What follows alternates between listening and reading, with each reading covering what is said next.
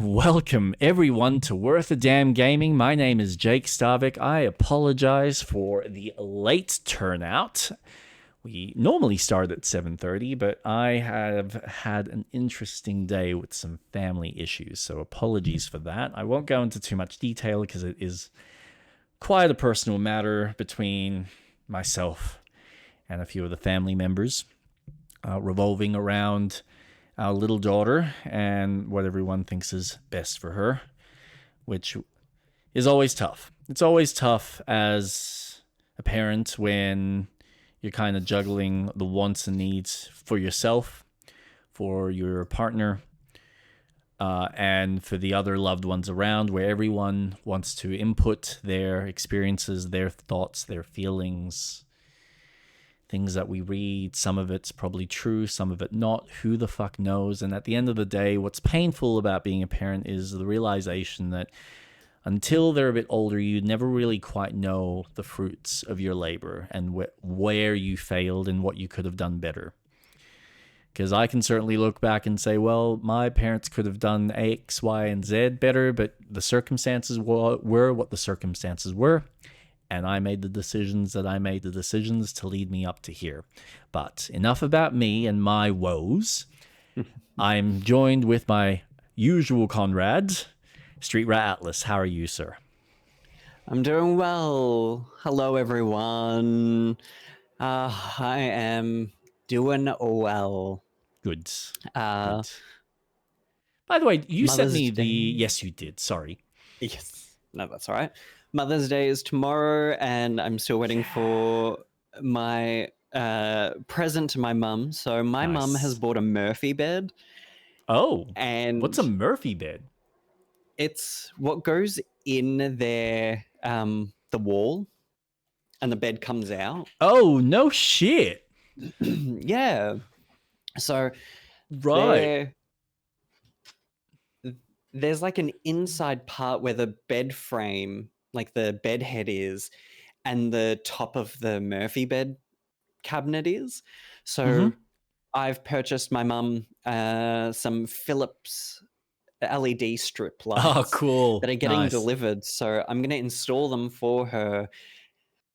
And so then my grandmother, who will often stay the night, can have a comfortable bed to sleep in and have lights that she can control. We're not going to go as far as setting them up for voice control or anything, because my parents are a little old school. They're like, we just want a switch. And I'm like, yeah, okay, we'll get you a switch. That's fine. So then that way you don't have to use your phone. But if you want to use your phone, you can. So I'll show my mum how to do all that stuff. But Yeah, easy. Nice. yeah, so trying to get that organized. But yeah, work's just been work. Yep. Usual. I was working in the city a lot more this week, which was really fucking nice. Dangerous working in the CBD because where I work is very close to a Dimmicks bookstore. And the book series that I'm reading, I finished the second book in a week. And I was like, fuck. And I went to Dimmicks and I got the third book. Downstairs, just pop in. Excuse me, do you have book number 3? So I got it. And she's like, if you buy a second book, it's at half price. And I'm like, really? Fuck. So I got the fourth book. Yeah. And I'm like, great, thanks. Usually I wait until the end of the book. And she's like, no, I'm an enabler. This is what I do. Yeah. And I'm like, thanks. I needed that. Yeah. So that is good sales tactics right there. It's like, oh, look, I'm going to save you time and money because you're going to get a discount on the second book and you don't have to waste your time coming back here again for at least a few more days until you finish the fourth book. And then you'll come back for number 5 and then I'll tell you, hey, we've got a wonderful special if you grab number 6 again. 2 for the price of 1. There's currently 7 books. This woman, she's got me. She got me. No, now if she's really good, right? When you get to, because it'll be 3, 4, and then you'll go back for 5, 6. And then you'll get to 7 and you'll be like, well, I don't need another book. Well, actually, you seem interested in the series. I might have another suggestion for you. Have you read this story? Now, if she does that, then you know she's really good. She knows her product and she knows how to upsell. That's a keeper. Yeah. That's a keeper. She's good. So yeah. So I'm now going through the 3rd book of the Dungeon Crawler Carl series. Okay. And after reading the 2nd book, which was freakishly fast for me, I usually don't read at a fast pace. Yep. But this book has grabbed me by my balls and is like, you love this, don't you? We're going to keep going. And I have not been able to put it down. And now that I'm reading the 3rd book, it's slightly going in a direction that is so fucking interesting that I'm like, oh, you want me to hate this? You really want me to fucking hate what's happening now? Fuck you. So I'm like, okay, I'm in for the ride. I'm so committed to this. So I'm reading that. So dangerous going into Give me work. more of that hit. I'm really intrigued by what Seth MacFarlane's production company is going to do with this series. I hope that it's not live action. I know, wow, Atlas hates live action. Yeah, I do. Because this needs to be a cartoon, an adult cartoon in the vein of like South Park or Rick and Morty or the Boys animated show. Like it needs that fantastical style because of the shit that's happening. It's a video game and it just doing live action just won't do it justice. And I'm really hoping that it's animated. I know they're doing a graphic novel and Webtoons is doing it, and looking at the cover, I'm like, oh, I'm gonna buy it, aren't I? Fuck. So but other than that, life has been pretty smooth sailing. Nothing too crazy in my life, you know which what? is good. I'm so envious of you right now. So enjoy it. May it all go smoothly for you. No, I've had a little bit of a rough week. There's been some weird stuff at work that I've just been kind of on edge with, if I fucked up certain things or if something's not quite gone right. Obviously, I'm still the new kid on the block, so they're obviously giving me shit left, right, and center. And there's a part of my brain that's like, oh god, I don't know how much I can take that level of shit taking, because it's hard. Like, I get it. It's that male kind of club mentality. We give each other shit when something goes wrong. The problem I have is I appreciate it to a point, and I can give just as much shit back, but I also can get to a point where it can almost feel like bullying. And I know that's not where they're coming from. So it's like, fuck, I gotta like push through and just, get to grips with the job. Plus it's just a different culture. I've got very much the art student mindset, or the artist kind of attitude, and most of these guys are just regular Joe Blows. So they don't necessarily have the same flamboyance that I do, and I sometimes feel like I'm very out of place in that kind of culture. So yeah, I've got some of those little challenges. Plus, the stuff that's now happened with my family is just like, oh man, come on. Anyway, but we're here to talk about games, sir. Yes. Holy shit. You've had a busy week, from what I can tell. What do you mean? Oh, what do you mean? What do I mean? What do you mean? So many means. So, what have you been playing? Let me look at my history. So, I'll get through. Okay, and so we begin at the top of the scroll. Go on. I'll go through Star Wars Outlaws. Oh, please. Oh, I need to hear this because when you told me you were playing it, my like the Spidey sense, ding, like all my hairs in the back of my spine went, oh, you're okay. I want to see how this plays out. Pray tell. Look, I've done the mission where He loves it, by the way. He's eating it up. He's oh, Star Wars. Oh, it's perfect. It's the best game ever. Now go on. Sorry, I'm interrupting you. no, you're fine. I'm enjoying it. Cool. I like it. Yep. It's good. I You are haven't also come playing across the patched version of it, so correct. that does help.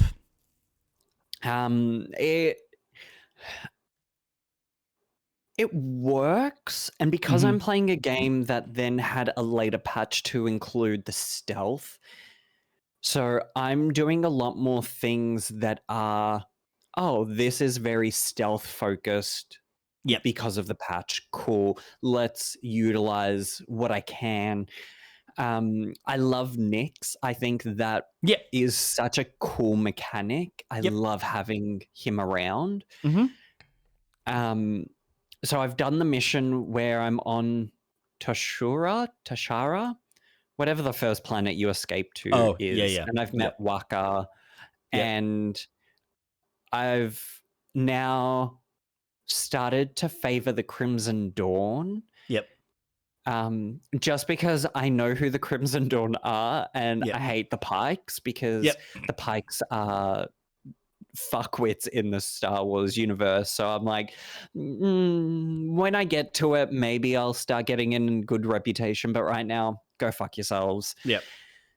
So I had to infiltrate. I got a recipe, and the character's like, seriously, this is what I came here for, and it was a test, and I was like, okay, that's cool. They're gauging at what I'm like. Cool. I like that. The storytelling's kind of, it's growing on me because it does feel like an episode of a Star Wars show.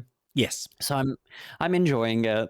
Exploring the world has been quite fun. So now I need to go into Pike territory on my speeder, which has been fun to go around. I'm enjoying it. Yep. Again, I haven't had too much of the game give me a reason as to, oh, I don't like this. Again, I'm very early on. I am super early. So it might happen eventually. Maybe I'll finish the game and go, wow, this was better than what I expected it to be. Yep. Who knows? But right now, I'm enjoying the ride. I finished Star Wars Maul, Shadow Lord, so I'm really fucking in the mood for Crime Syndicate style Star Wars. So this is really hitting that spot. I love that there's no, I was going to say no Star Wars, no Jedis.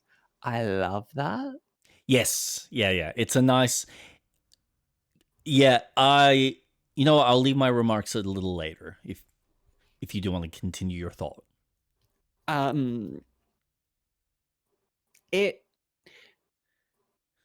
It's far better than what I expected it to be for my initial thought.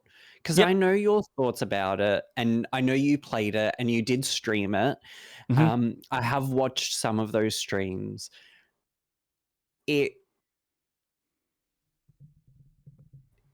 It's funny. I'm and it's so contradictory to how I feel about this series, but this game feels like Tomb Raider reboot. 2013, Rise of the Tomb Raider and Shadow of the Tomb Raider.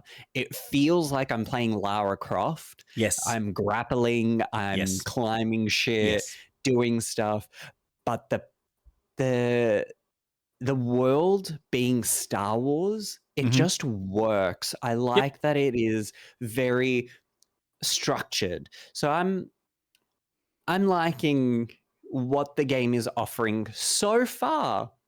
It's growing on me as I'm Yep. playing it. But as I said, it could change. I don't know. But tell me, what are your Look, thoughts? well,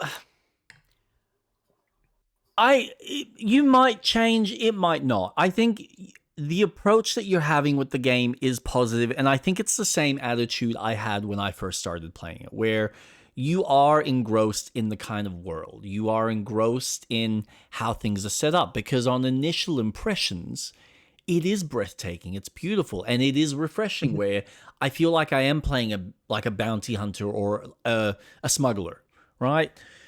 And it's really cool at the beginning, and especially when you first go flying for the first time, because you're like, oh, this is actually really neat. The problem then becomes that when you start getting further into the game and you start getting into the optional shit, it starts to grind on you in a way that Ubisoft games typically do. And then you start realizing how limiting it is as an open world. And this is where I honestly, the way you describe it as a Tomb Raider game, if they had built it like that with these hubs, I think it would Mhm. have worked better. And I've expressed this on many occasions that this game is too big and doesn't have enough activities in it to merit it being an open world. Because I know they tweaked a couple of things when you are making your way into the various factions, like little territories, when you have to like break in and do stuff.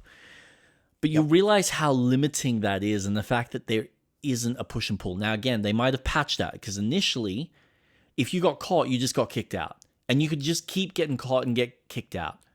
And the punishment for that would be, well, now they don't want to talk to you unless you help them, which means you're doing quests that are usually favoring them. And I think it takes longer to get favor with a faction than what it should, than what it is to piss off a faction. This is what I find really fucking contradictory with the game.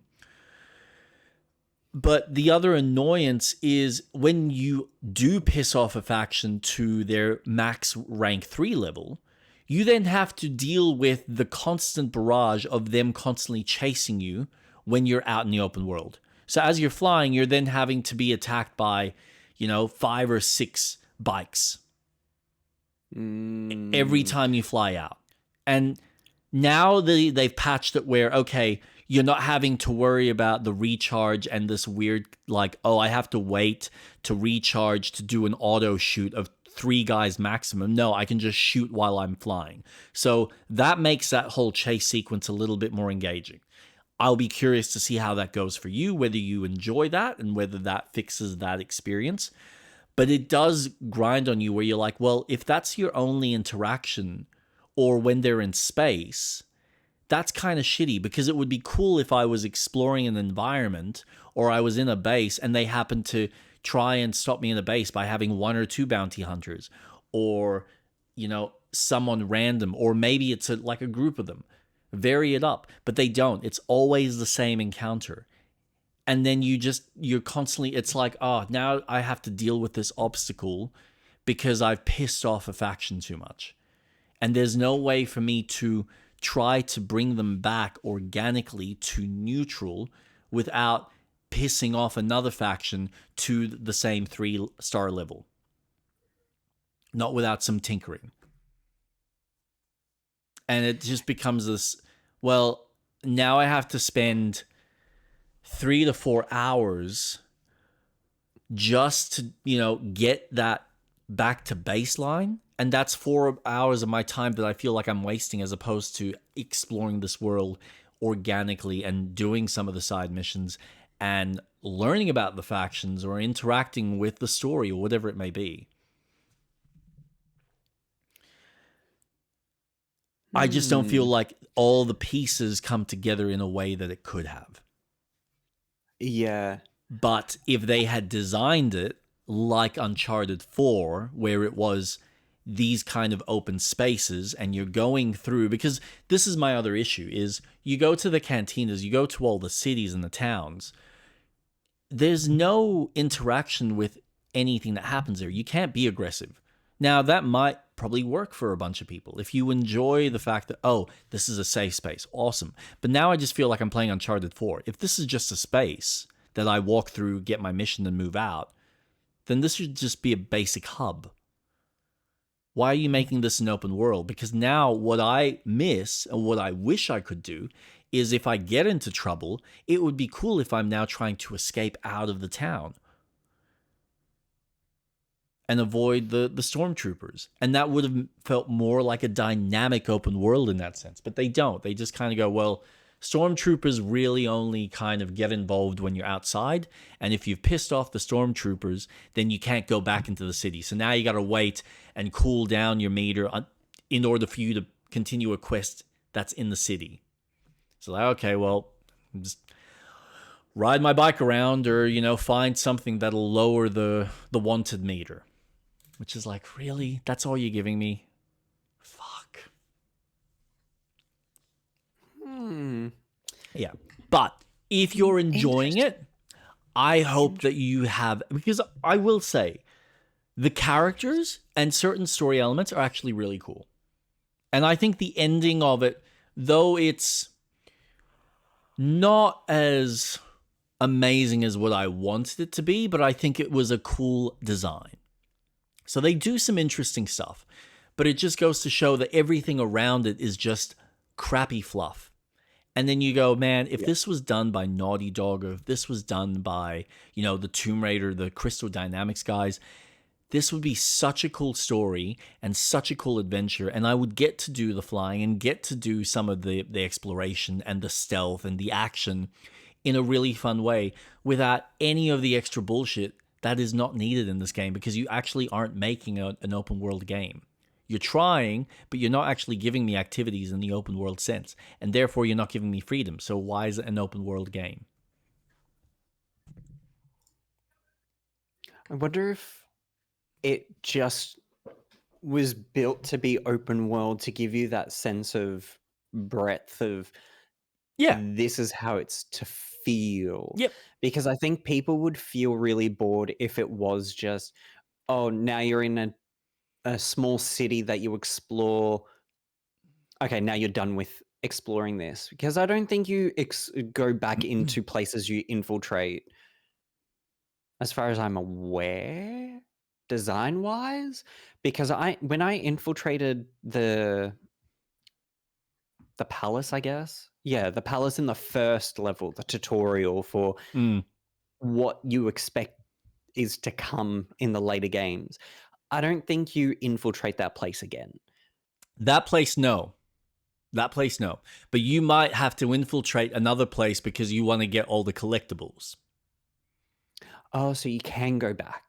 Not to the first one, but to the first, that first world is its own unique place, and you only ever get to go back to that at the end of the game when you're completing whatever the main objective is. Like, everything ties up at the end.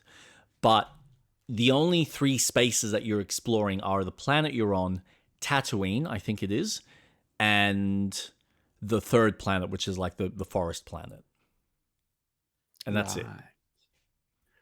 And this is a team that worked on Assassin's Creed Odyssey, Assassin's Creed Mirage, Unity, Division 2. Yeah. So these guys have experience in making that open world. Well, is it? Because I think it was actually a different team. Isn't I think this was the issue that I had. So Massive Entertainment. Yeah, Massive Entertainment are the guys. So Massive Entertainment. I think they're the guys. Avatar. I'm just looking at their Steam page of games that they've made. Yep. They've done Far Cry 3, Far Cry 2, Far Cry, so all of most of the recent stuff have been the Division series. So this team essentially divided in half, and half of the team worked on Avatar, Frontiers of Pandora, and Star Wars. And this is what frustrates me, because the Division 2 was never really that amazing of an open world game either. But I think there's a better structure there for what they were Mhm. going for from a live service model. And it's unfortunate that the team felt like they were large enough to then go, oh, we're making two open worlds, one that's, from one universe and one that's another. And I feel like if they had just focused their resources on one, put as much as they could have in that one, and then jumped and done the other, they probably would have had a better product. But they don't. And from what I've heard, I think even though most people aren't a big fan and have the same love and affection for Avatar, I think Avatar seems to have been the better game through and through from an experience standpoint, because it does closely follow more of that Far Cry formula of freedom and flexibility compared to what Star Wars Outlaw does. I do wonder how much Disney had a say about what could be in Outlaws, That's also a just possibility. because Kingdom Hearts 3 was heavily impacted by the decisions that Disney had, Yeah. not Square Enix. Yeah. And hence why we had a complete cutscene dedicated to Frozen's Let It Go, and why that level is one of the most controversial, because Disney said, no, it has to be Has like to be this this. Yeah. because Frozen is our moneymaker. Yeah. So You will I'm wondering not if there was. soil Uh, our wonderful product that has made us billions of dollars, and now we're going to make a live action that, wait, why does nobody like this? But it's Frozen. why? I digress. I could get into a whole conversation about Kingdom I Hearts know. easily, but I know. um, it it's funny watching the video that you have on your stream right now. It's literally Tomb Raider. Mm-hmm. She looks exactly like Lara, and Yeah. when I said it out loud, it really dawned on me like, oh, you are playing just a sci-fi Tomb Raider game. Yeah. And Yep. probably a Tomb Raider game that I would love for them to explore, and they did such a light version of it in Angel of Darkness, where Uh-huh. you had the conversations with people, you had the relationships, and depending on what you said and whatnot, had an impact. This this is going to be interesting. I am hoping I can finish it and I don't reach that point where I'm like, oh, I don't want to do this. Because I did get the 2 DLC packs with it, the story, Ooh. Oh, I'm going to be curious about your thoughts on that. because I thought if I'm gonna play the game, I might as well get the extra stories because Yep. they are part of it. Yep. I'm I'm a sucker for a guy who loves playing a video game who gives him freedom. Mm-hmm. If you give me a spaceship, if I'm flying, you've won me over Mm. Mm. instantly. Yep. When Ratchet and Clank 3, I think it was 3, um, had interspace levels where you could fly around, I thought that was mind blowing. Flying in space, Mm. don't get me started on No Man's Sky. That is pure freedom. If you Yeah. want a game where you can do and go anywhere, you play No Man's Sky.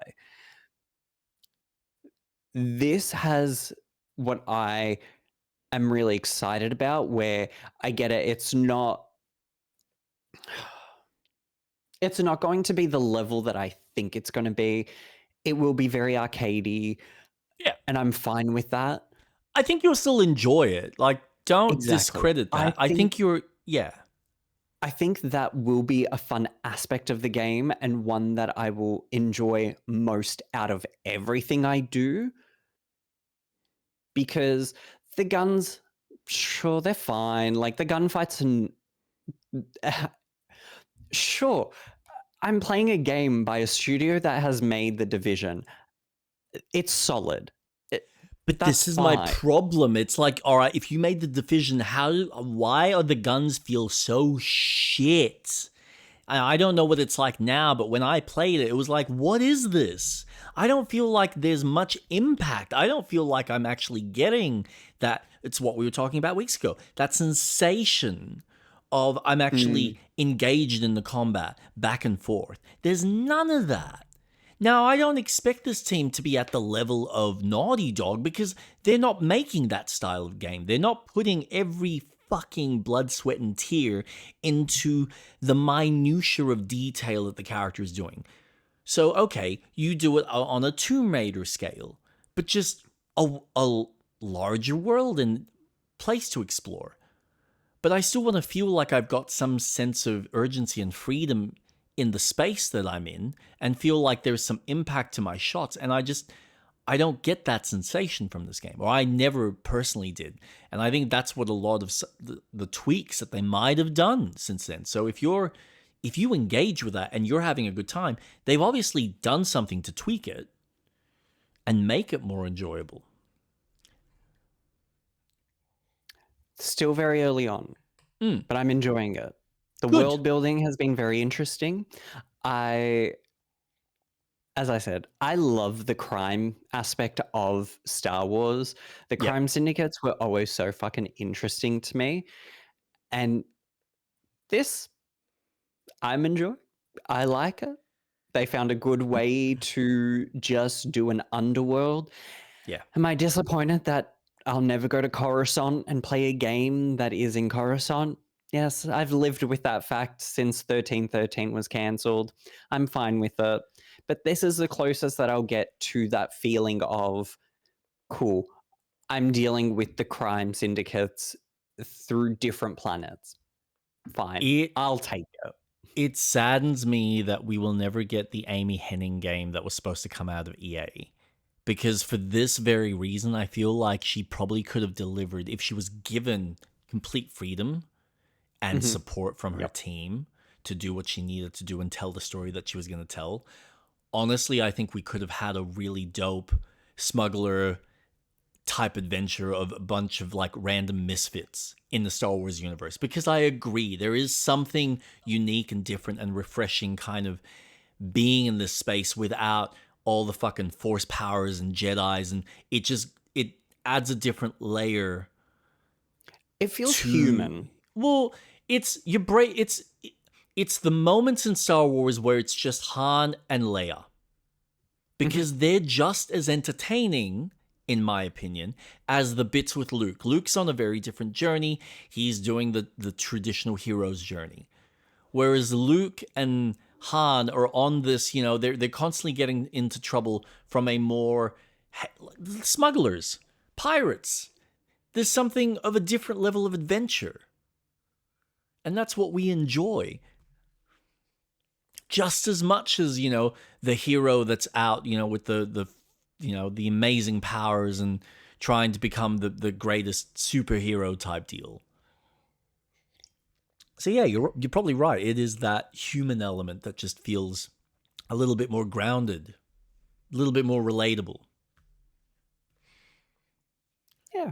I'm It's nice to play a Star Wars game that doesn't rely on me using the Force and needing to vroom, Yep. vroom, Yep. vroom. Yep. It's nice. Yeah. So I'm enjoying my playthrough so far. I'm 4 hours in. So Nice. more to come next week when I play a bit Good. more. Good.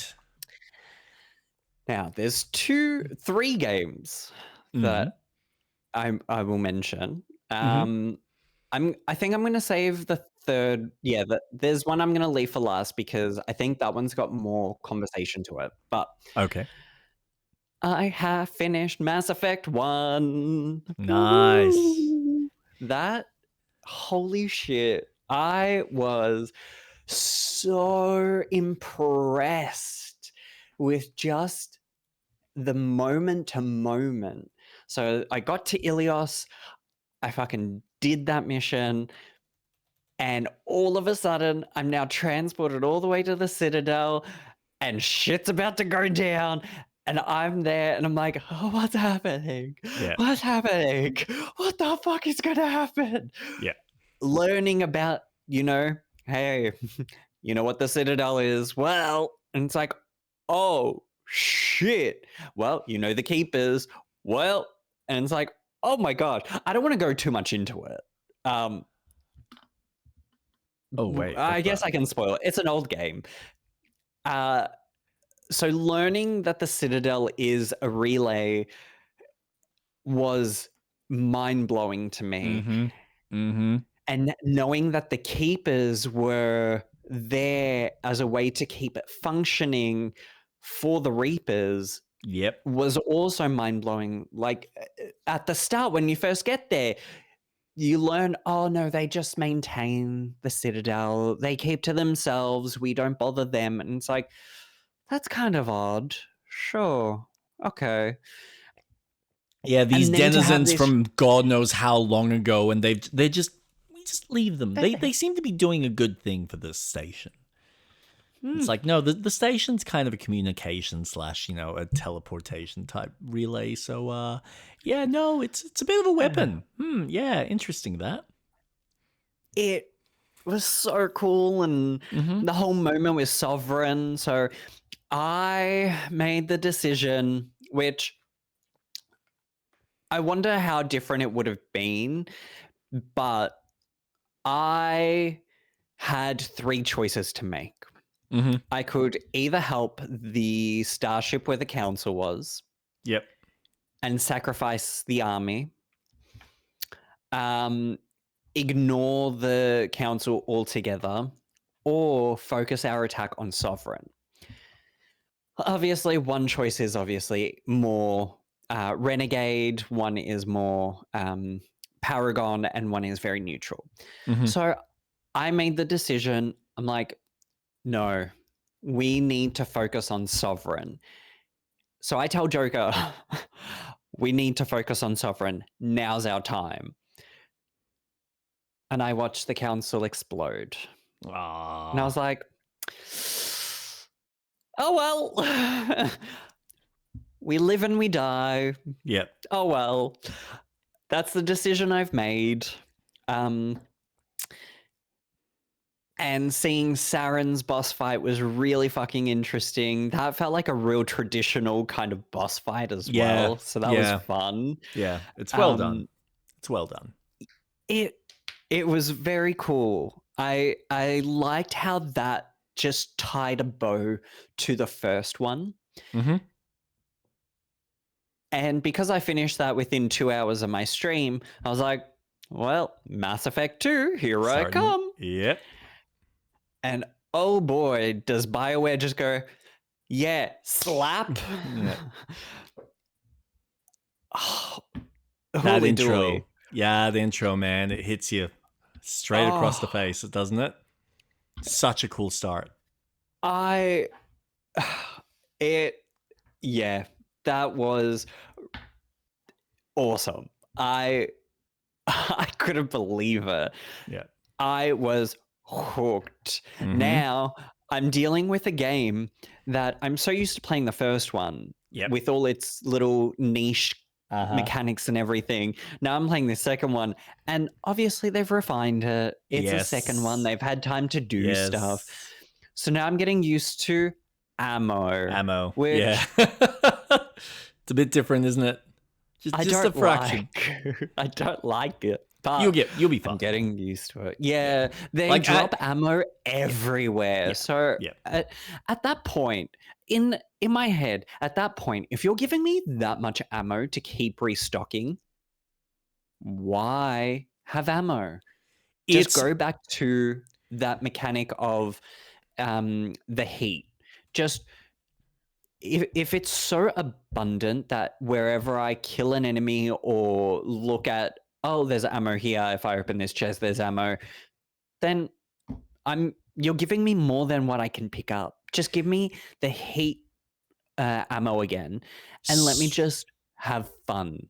But yeah, what I think, no, so I think what it is, it's more about You don't notice it now because you're still early in the game. When you start dealing with some of the more heavier type enemies or different types of enemies that are going to push you around the field, it's kind of like the way the enemies work in Uncharted, where they're constantly spamming grenades, but they do that as a means to try and keep you moving. And I think that's how the game tries to encourage movement, so that, look, if you are limited on ammo, you're not just going to sit there, and it's not going to be Gears of War where you just kind of duck and cover and just pop your head out. We want to make it engaging, so we're going to have enemies drop ammo so that you're moving around, and we're going to provide enemies that kind of push you because they try and breach the gap, or they try and get up close, and you realize, oh, I don't want to be close to this fucker because it's going to do a lot of damage. It's going to have like an area of effect, or it's going to do something that's going to prevent me from attacking, or it's going to kill me quicker.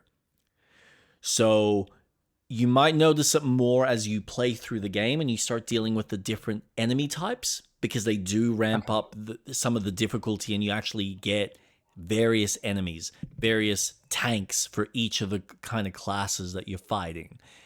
So there's a nice balance, and it's even more noticeable when you play on harder difficulties. That's kind of the catch-22 of it.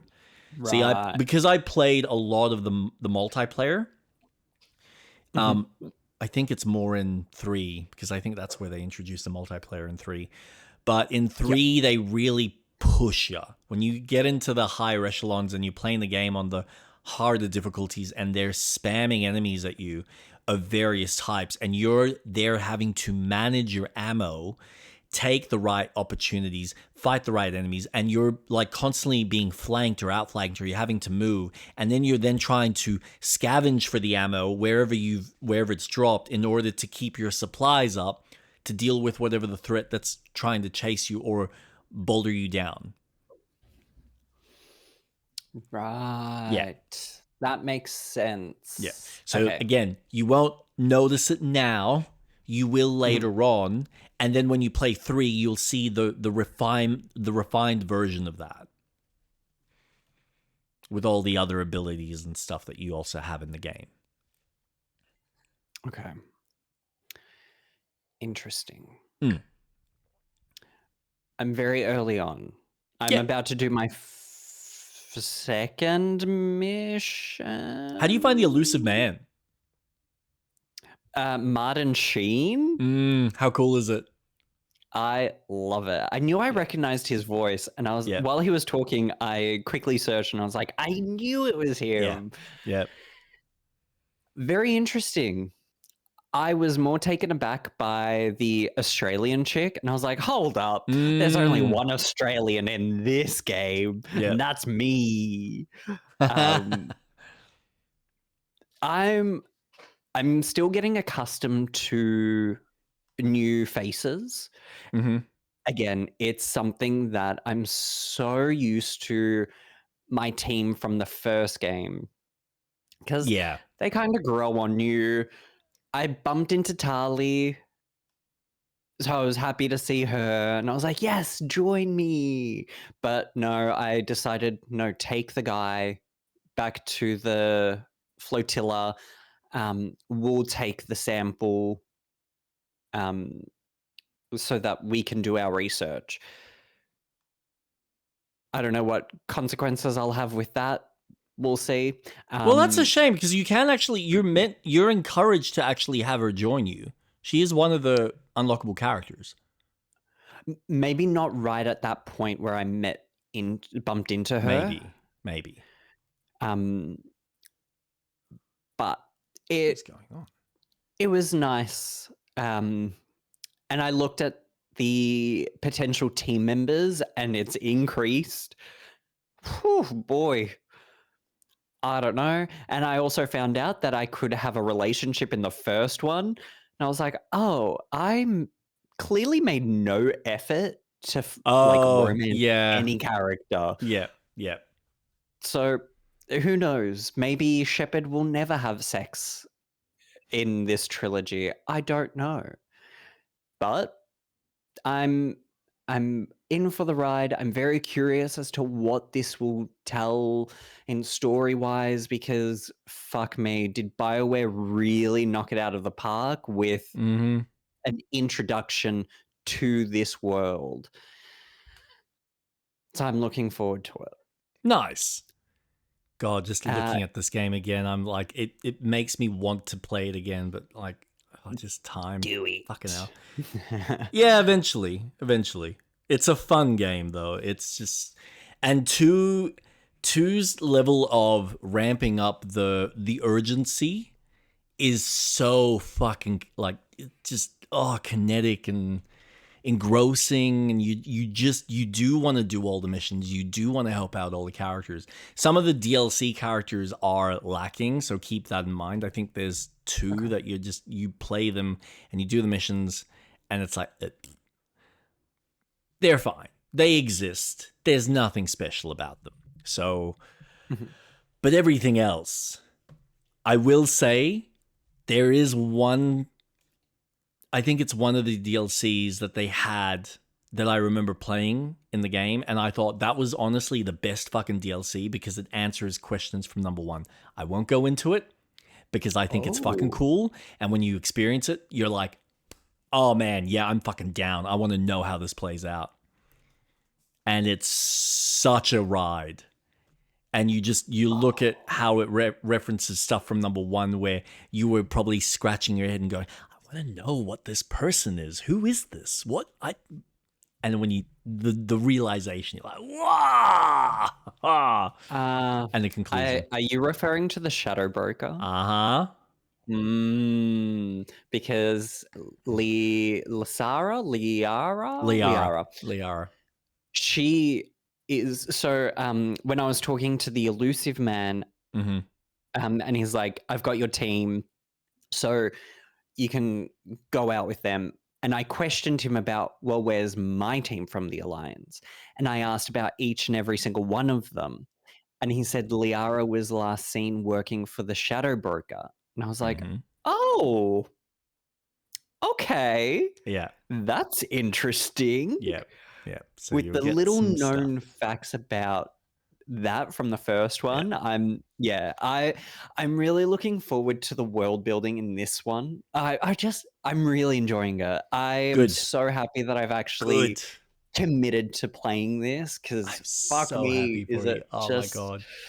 it's and I'm gonna announce it now. I will be playing Andromeda after. Andromeda, yep.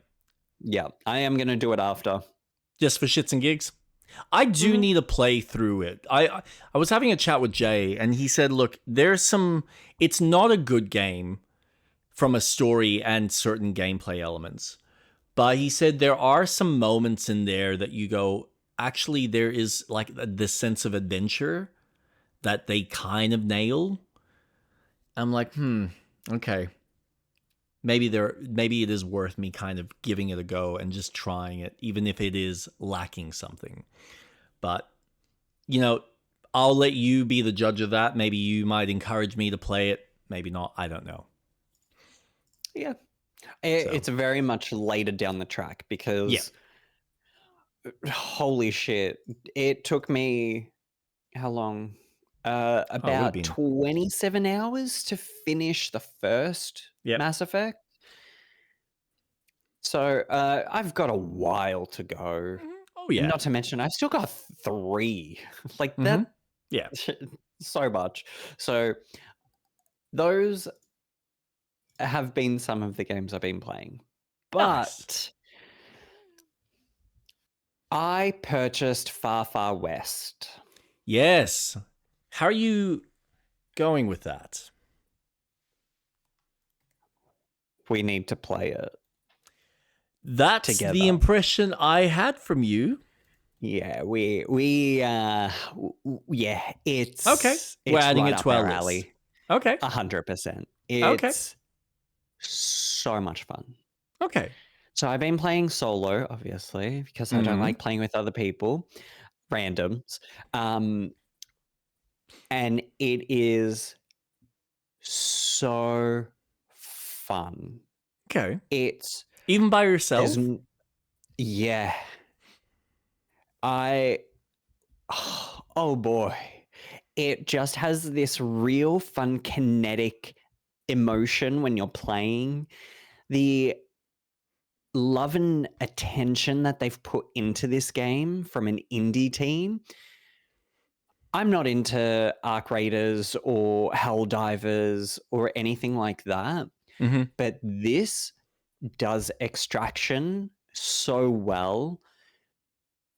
So you're giving, you can do 2 missions per part of the map, Yep. and you select it, you get onto the map. Not only do you have the main mission, but there is so much shit like secrets and puzzles you have to figure out around the map to find shit. It is Mm-hmm. awesome. Okay. It I've had so much fun, and I think you will get a real good kick out of this as well. And we should be playing it. So it's not just you're dealing with waves for the sake of waves. It's not wave based. Some side missions that you find on the map might say, "Oh, what's one? Destroy the totem," and you build the totem. Oh, now it's an infinite waves, and you have to kill 37 enemies. So, wave after wave of enemies come in, and you just kill them. Okay. Okay. Destroy the totem. Infinite wave, kill 37 enemies. And it's like, Right. okay, cool. But while you're exploring the map, there's a couple of scattered enemies around, but they're not chasing you until they've got sight on you. Okay. So you can run around and just explore. Okay. And it's worth exploring. It is so rewarding. It is so much fun doing the side quests, getting your gun schematics so you can unlock the next gun. So I'm focusing on dual pistols. Mm-hmm. So I'm trying to do side missions to find those dual pistols. You can change it and you don't lose them. You can change it to be a sniper rifle, so you can do long range, or Yep. maybe you want a bonus for healing, so you can find the schematics for healing items. The exploring is fun. The horse is such a cool fucking vehicle. Right. It the magic in this is fucking awesome. They want you to combine different elements. So I'm running acid, electricity, and a voodoo doll. Voodoo Okay. doll will siphon health. I spew acid onto my enemies, make sure I cover enough ground, and then I throw my lightning bolt, and it will electrify everything and cause an acid explosion and electrify all the enemies. Yeah. So I'm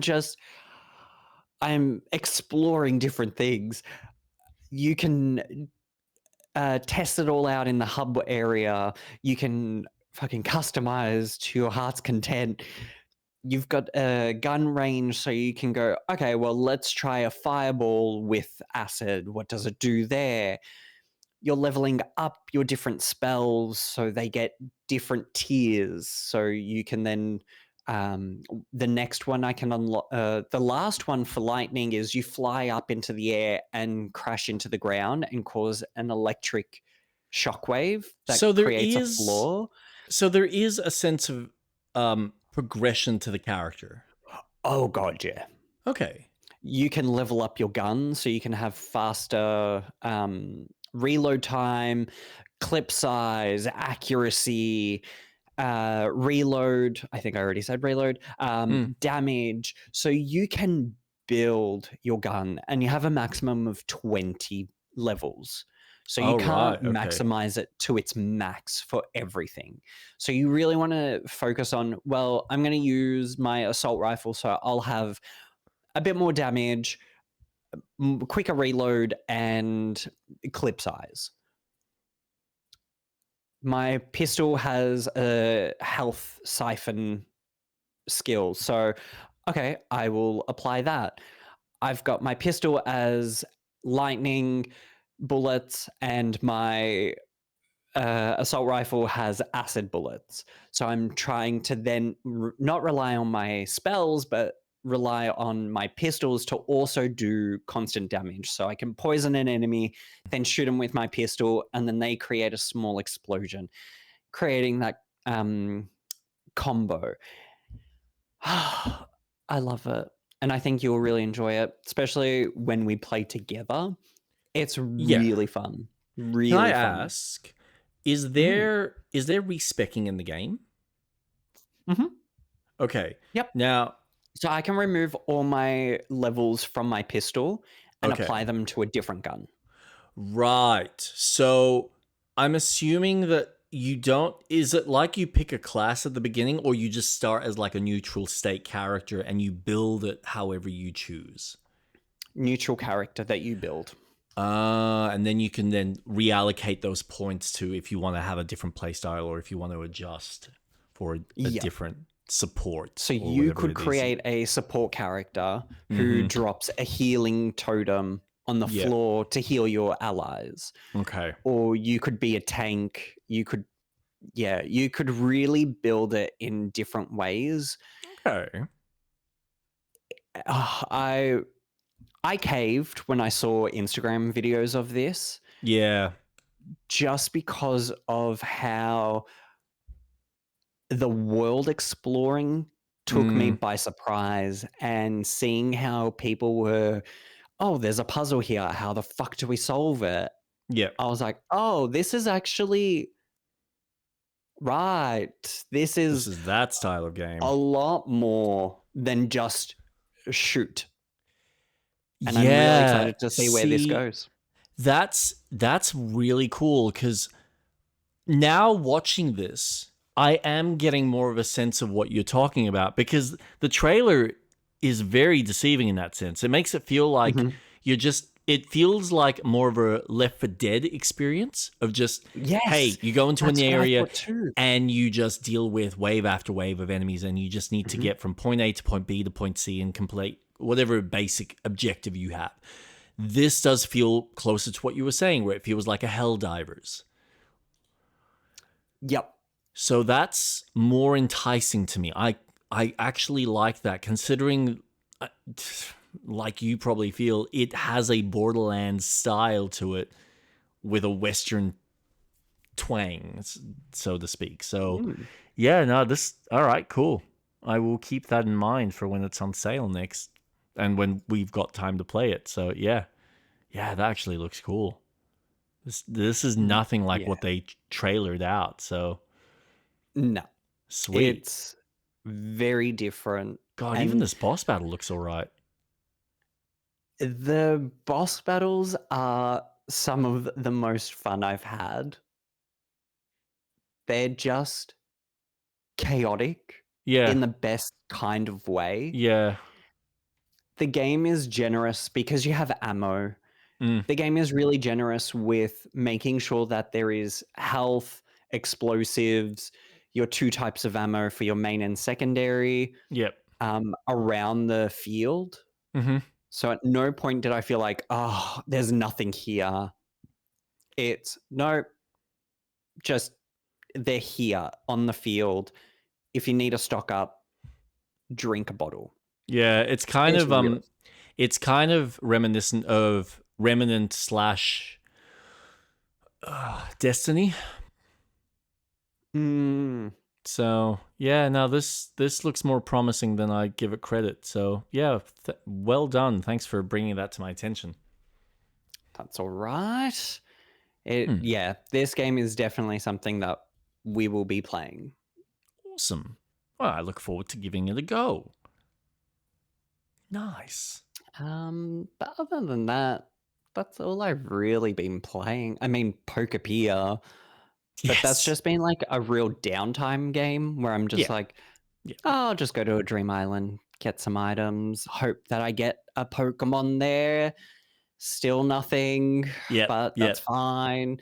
But just it it's not a responsibility kind of game. It's my okay, let's spend an hour or so. Let's just play for a bit. Yes. Okay. get ready for my Awesome. builds that I eventually do plan on making. Yeah. Oh boy. But yeah, that's about it. What about you? Cool. So I'm still going through, kind of chipping away at Mouse PI. I am Yep. enamored by this game. It really impresses me sometimes with the level design and the exploration. I'm currently in the subway, and I believe I'm coming to the ends of the level. I've got, I think, 9 out of the 20 tokens that I need in order to open up the fucking safe. So I'm playing the card game as much as possible and spending money wherever I can in order to get as many of those good quality cards to make my chances of winning easier. Yep. So that's been fun, but I try not to do too many because I enjoy the pacing of the game that I want to continue. And the card game is fun, but it's not the engaging part of the experience. But I am just impressed by sometimes the level of exploration and freedom that you have in the levels. Because you go through, when you're going through the city, like the Bronx kind of area, and you've got all of the police mice that are just beating the shit out of what's essentially the Jewish mice type of group that they've got in this, which is really fun. But you get into some of the story bits and some of the themes that they're playing with, and you're like, man, this is really creative. You get into the background of the magician and what his motivation is with the boss that you get at the end, and you go, what the fuck? This is cool. And we Oh, still haven't figured out what's Betty. going on with him. Yeah. So you get Mm. all of that storytelling and what the context with that is and how that's going to link up with something later down the line, which I don't know yet because now I'm exploring the subways trying to figure out what's going on with all of these other mice that are struggling with the bloody police that are trying to round them up and take them places and store them and hide them away.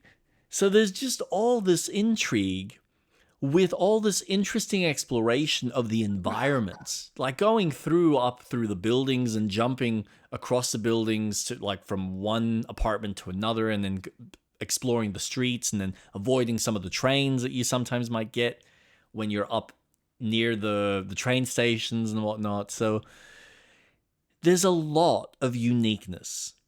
And It's even though good. the enemy types that you're fighting are exactly the same, it's here's your basic grunt, then you have the grunt with the from a ranged, then you have the brute that likes to chase you down that's got a bit more health. Now I've got the flying characters, but I love the fact that even though they keep those fundamentals, they change the look of them. So when you're out in the forest and you're exploring that space or the mansion, they're now all with robes. Or okay, now you're fighting them as police officers. So all of that is really cool. You're reusing the same mechanics, but you're changing the artwork. And the fact that you put in that effort, I adore and I appreciate. So there is so much personality in that sense. It is a very basic game. There's nothing crazy about it. Even the leveling up stuff is very simplistic. Like I've gotten a decent amount Yeah. of the tokens. I've been able to level up my pistol to max, my shotgun I think mostly. Nice. I have been playing around with the acid gun, which I think is really cool. So occasionally I pull that out and just watch Love. them fizzle and just burn away. And now I've got the Tommy gun, so I can play with that. I don't use the dynamite as much because it punishes you severely if you throw it in front of you too close. So I go, I'll just leave that for a wall. It's fine. It's not like there's so many enemies that I need to suddenly sit there and go, I'm gonna piff a dynamite stick. No. I'll just pick at them, find a corner, just lure them one at a time, and most of the enemies die pretty quickly.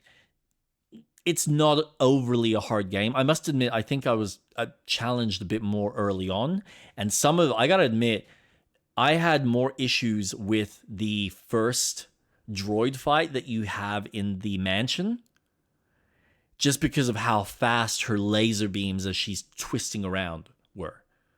Yep. So that I probably died about 3 or 4 times before I finally kind of figured out the rhythm and jumping and remembering that I've got double jump.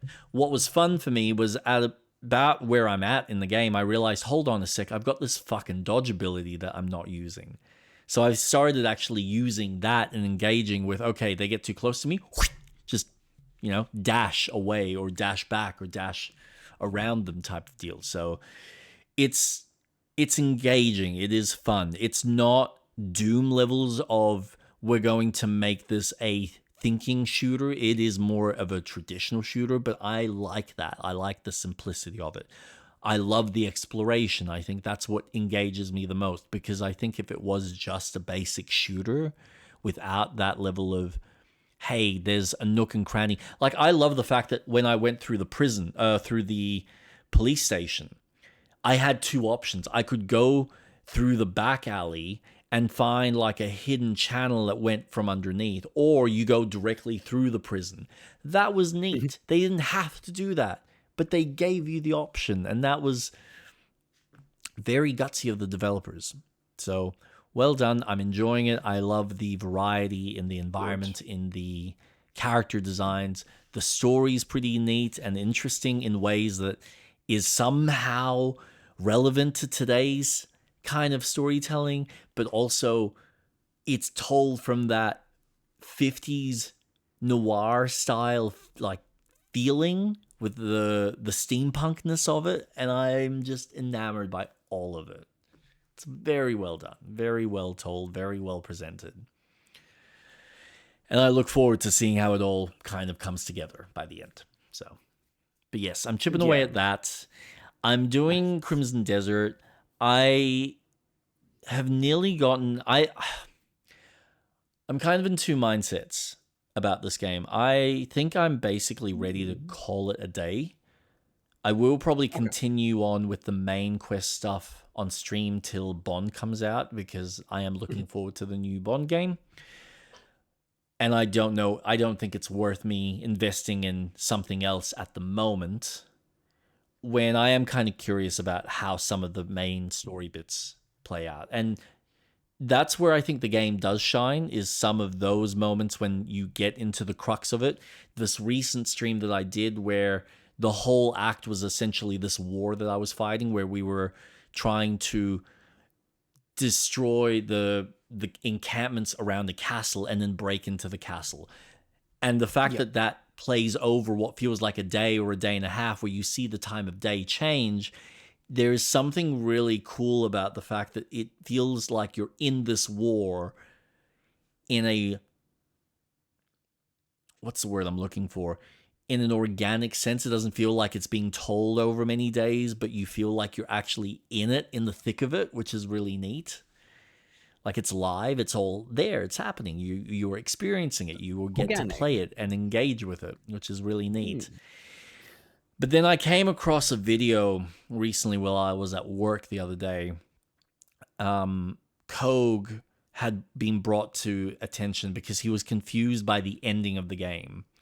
And someone had brought to his attention that, yeah, you're going to miss out on some of the information and the context that's actually handed to you when you do the puzzles up in the abyss.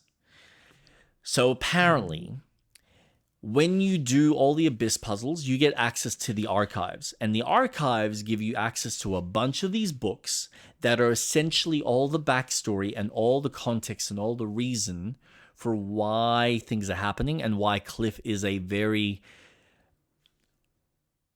neutral character that doesn't have much engagement, that doesn't have much emotion, that doesn't really connect on the same level that most characters should.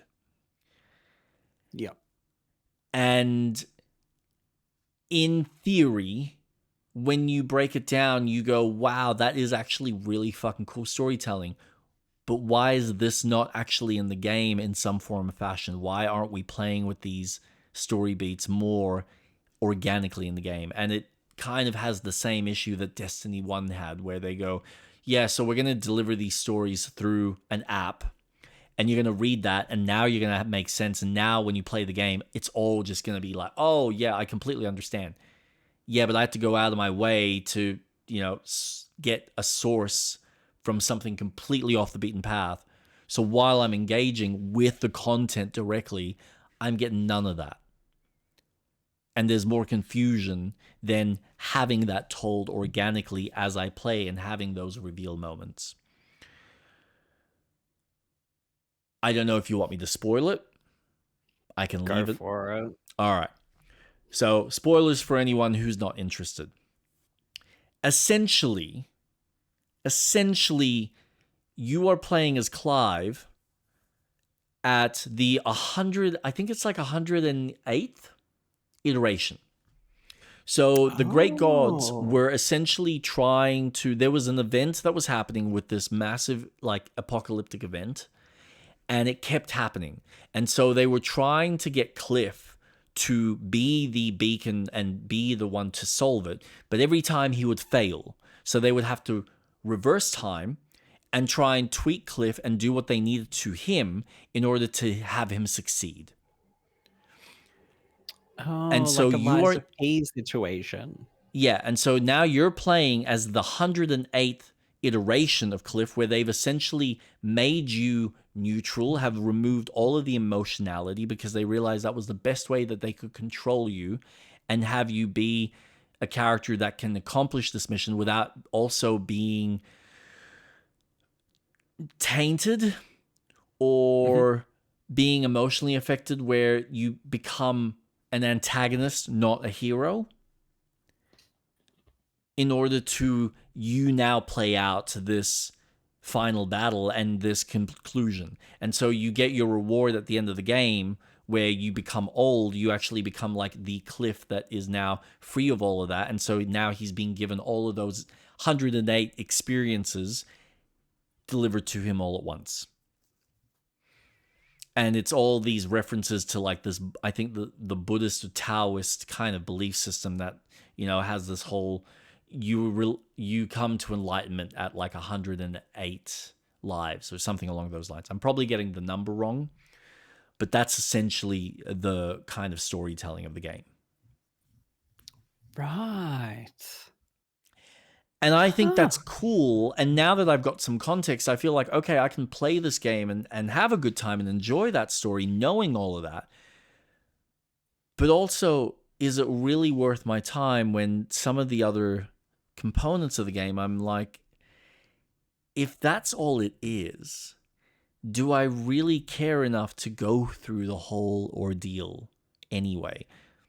When personally, I know that I've got this other game that's waiting for me by the name of Kingdom Come Deliverance that I was really invested in Henry's journey, and I want to see how that concludes because they're currently in a new location meant to deliver a message to a lord, and shit's hit the fan. And I'm still at the point early in the game where he needs to figure out a way to build enough of a reputation or break into a party in order to speak to said lord. So I'm still at the very like beginning moments of the journey, essentially.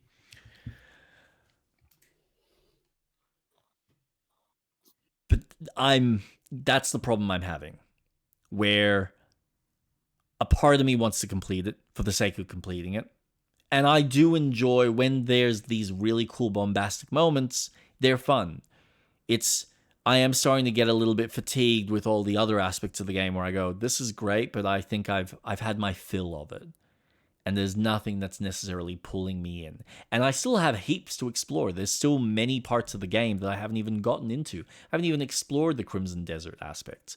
I've gone into some of the mechanics behind the game to have a better understanding of how the leveling up system works. And I know now that it gives you a lot of freedom in how you want to build your character, which is really cool. Because when you get to a certain part in the game, you realize that anything you typically wear or anything that you typically want to use as a weapon, there are some minor differences in some certain stats, whether it's towards crit damage or maybe like a base attack damage. But a lot of Mhm. it does come down to what attachments you add on top and what attachments the weapons allow for. So certain weapons will allow for up to 5 attachments, like modifications that you can add on top. Some of them only 3. And it's the same with the armor, it's the same with the accessories, and it's all about finding what your mid-max point for your attack abilities are and the kind of playstyle that you want. And then there's like all the other little differences on the side where certain tools or certain gauntlets or certain pieces of equipment will give you benefits in certain environments or will help you with maybe mining or maybe cutting down trees or solving a puzzle, whatever it may be. So it's a pretty decent game at that aspect, but it's kind of a case of, well, is it engaging enough for me to be invested in this world? Not really. It's an interesting story and learning about the context is neat, but I don't think it's enough to really drive me and pull me on to its complete conclusion. The same way that Mass Effect for you is, or the same way that Kingdom Come Deliverance has recently, or The Witcher, or Cyberpunk, where even some of the side quests, like you might have your generic side quests that are just there to feed you resources and gear, but then you get the side missions that you're like, this is good content, this is engaging. None of the side content here has been engaging in that sense. They're very cookie cutter, they're very much designed to give you another tutorial. And when I hear that when you get to other cities, they do the same rinse and repeat tutorials, because again, it was designed for a multiplayer experience, that's not going to be fun for me. But it'd be cool to, try out and see what the dragon riding is like. So that would be nice. So that's kind of my mindset. Okay. I do feel like it's the type of game that is meant to be taken at a very slow pace because of its unique repetitiveness in its mission structure of side content mainly. Yeah. But the game is so large. Yeah. So I do feel that the game benefits in the aspect that it is a single player game, even though I would love for it to be in co-op, because then I would be far more interested in playing that.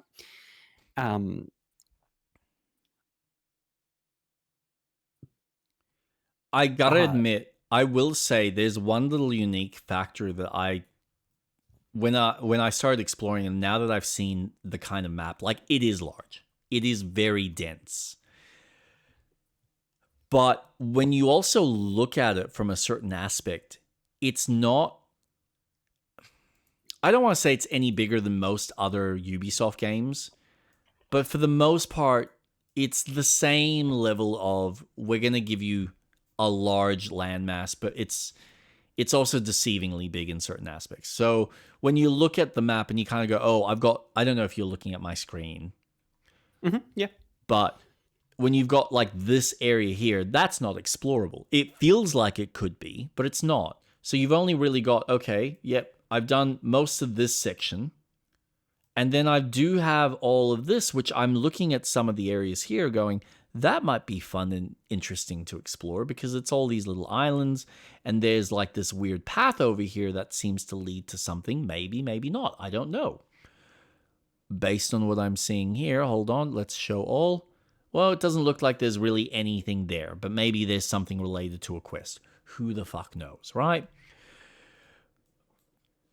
But then, yeah, you do have kind of these deceiving areas where you kind of go, oh, well, surely I've got this to explore. Nope, that's not explorable, because it kind of cuts off, and any of these regions would just be, oh, you're out of bounds, please come back type of deal. So, yes, it's a big game. Yes, there's a lot there, but it's also not any larger than most other open world games in the type of content and the form of content that you get.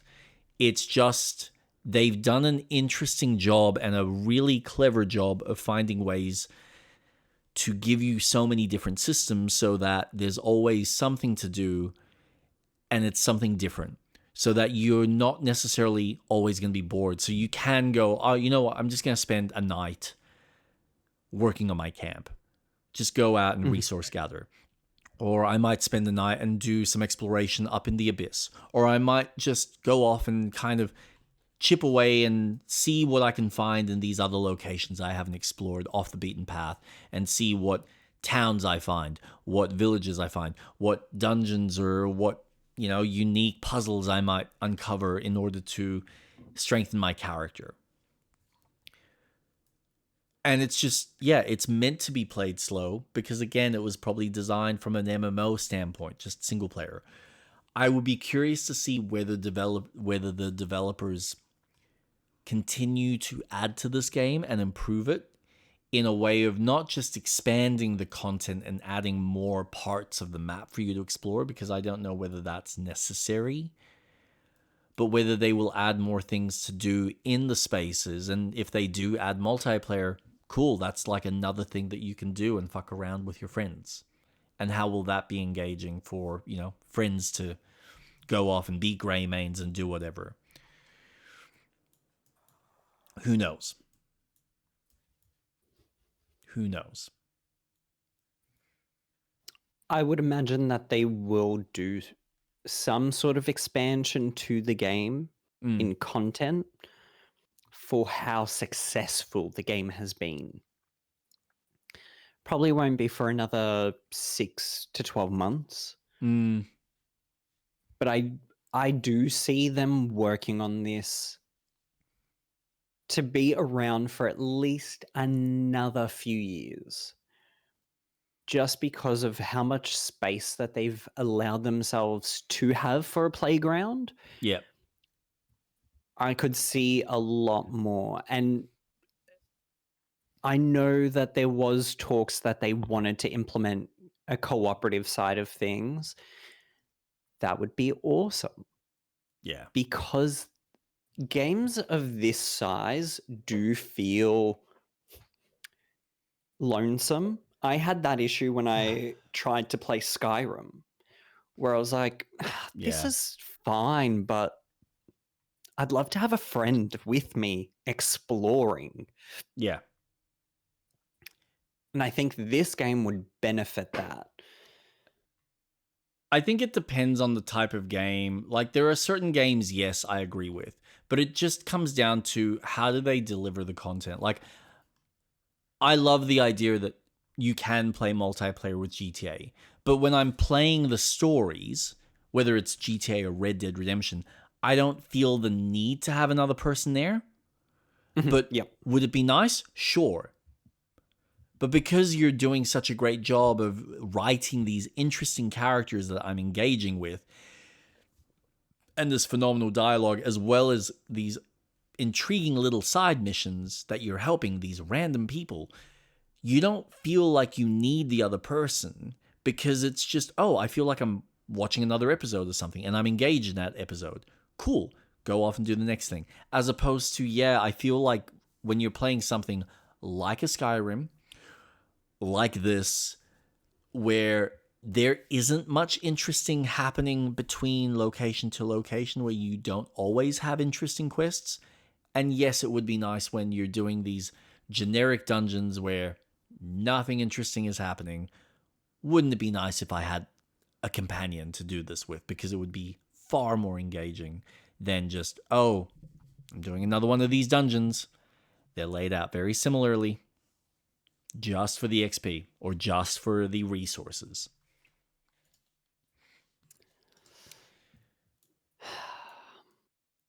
That's kind of the issue I have with something like, and it's not even an issue because I love Enshrouded, but I do get to a point where I go, this will be more enjoyable and will somehow be enhanced by having someone like Street Rat with me by my side, and we're Mhm. fucking around as well as building random shit. And then when we've had our fill, okay, we move on, we try something else that's similar in vein. Because we go, you know what, we feel like being pirates today. Let's do Windrose. Yeah. So, I think but Enshrouded yes. is on our list, which we actually need to physically have, because I've got a list in my head, and I definitely think Enshrouded is a really good game to play cooperatively. And with 1.0 around the corner, yeah. I think once we finish this, Yep. either I'm assuming by next stream we'll finish this. Oh, you reckon that soon? Well, I mean, if I keep finding ways to piss off certain family members and I have more mental breakdowns, that might not happen. No, yeah. Oh, Yeah. God. Again, apologies for rocking up late for anyone, because that obviously affects our game time. I'm so sorry, Impulsive. I know you want us to be done. But there's going to be so much family drama with Shadowheart. Oh, yeah. Well, yes. And hey, don't forget Astarion. Astarion. Thank you. Fucking hell. No, what I was gonna Such say. a forgettable character. So, No, I'm apparently, joking. I'm joking. You know, don't wanna I get had shot. this realization today or yesterday. There's this weird thing, and you're solving this because you're using a mod, right? But it is funny that these games forget about the simple fact that when you're only limiting the player to use only 4 characters or 3 characters, the same thing can be said about Mass Effect, where you don't feel like you're actually with all the party members. And I know it's a difficult thing for a developer to juggle, and probably difficult for a player to juggle. But man, it would be nice if I had all 6 of the members there and we're all part of this 6? unit, or whatever it may Bump be. that number up, baby. 8, 9, 10, whatever it is. It's something ridiculous. But then it that's becomes more of a why. strategy game. It's now you're managing fucking 25 people and all these characters, and it's How do you See, deal that's with that? why playing. So I have it modded so that I can have all the party members that you can get will join and they won't go to camp. Yep. But I've also matched the amount of enemies so that if I have my max party with me, then the game's going to cater that the enemy count will then still be a challenge as it would if it was just 4 people. Mm-hmm. And it just feels so nice because you're right. It is very strategic. You go, okay, I have everyone, but they have triple the size of enemies that I've got to deal with now.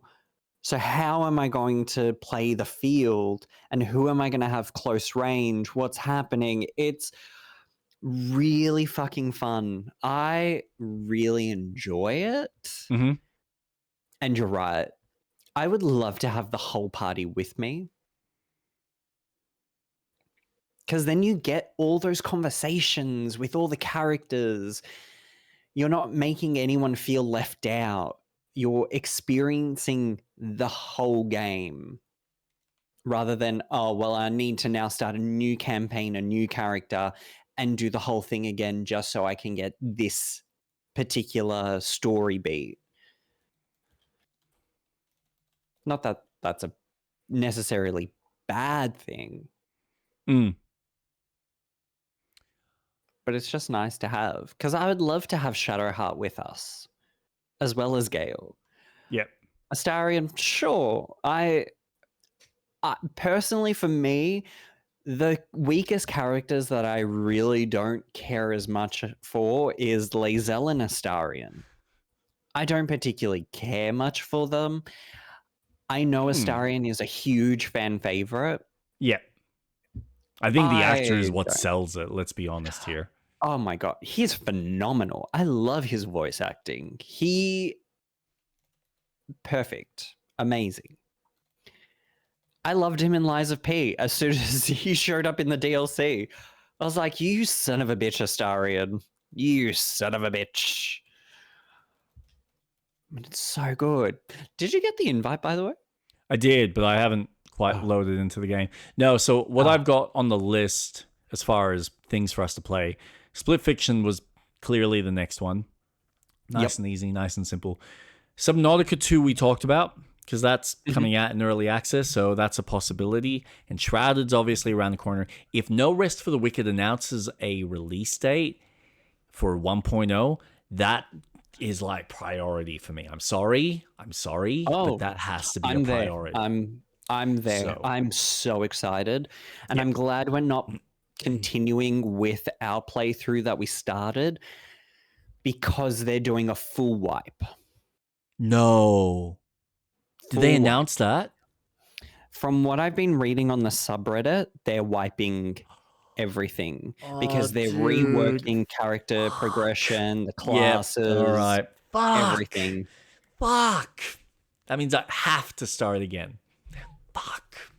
You know how annoying Oh that is? I no. had built. No, you don't get it. I built up my little base with my character. Now, I know we were going to start again, but God, it'd been like I had it all set up and decked out, and now it's like, oh, I got it. Man. It's more of a dick move on them because they've obviously upped the amount of resources required to build some of that shit. So it's like, fuck you, cunts. Oh, you bitches. Yeah. So not looking forward to that. But I think that's all I've got at the moment. Windrose, I'll be curious about. I'm happy to add that in. There's some of the other like co-op schloppy type games that I do want to try with you. There's a few that Mhm. we bought recently that I'm like, ooh, that would be nice to try. There's that mage one that we picked up that we still Oh, haven't yep. flippin' touched yet. So there is heaps. There is no shortage on top of what else gets announced. Plus, if we can figure out the play share side of that other Switch game that is coming out, because if Oh, that's a feature that works, orbitals. because I saw that little announcement for, what was it, Star Fox, which we'll talk about later, Ooh. and certain other Nintendo newsy bits. Fun times. Fun times. Gaming Well, news? yes. Excellent. What would you like to start with? Do we want to start with the Nintendo stuff? Because I feel like tonight's going to be a bit of a Nintendo night. Everything else just seems secondary. Yes. So, Nintendo once again releasing another game for another month. Mm-hmm. Welcome to the Nintendo Switch 2 Star Fox, Yes. Now, which isn't so much as a surprise no. considering his appearance in the Mario movie, which I have yet to watch. Mm-hmm. Um, I am excited. Yep.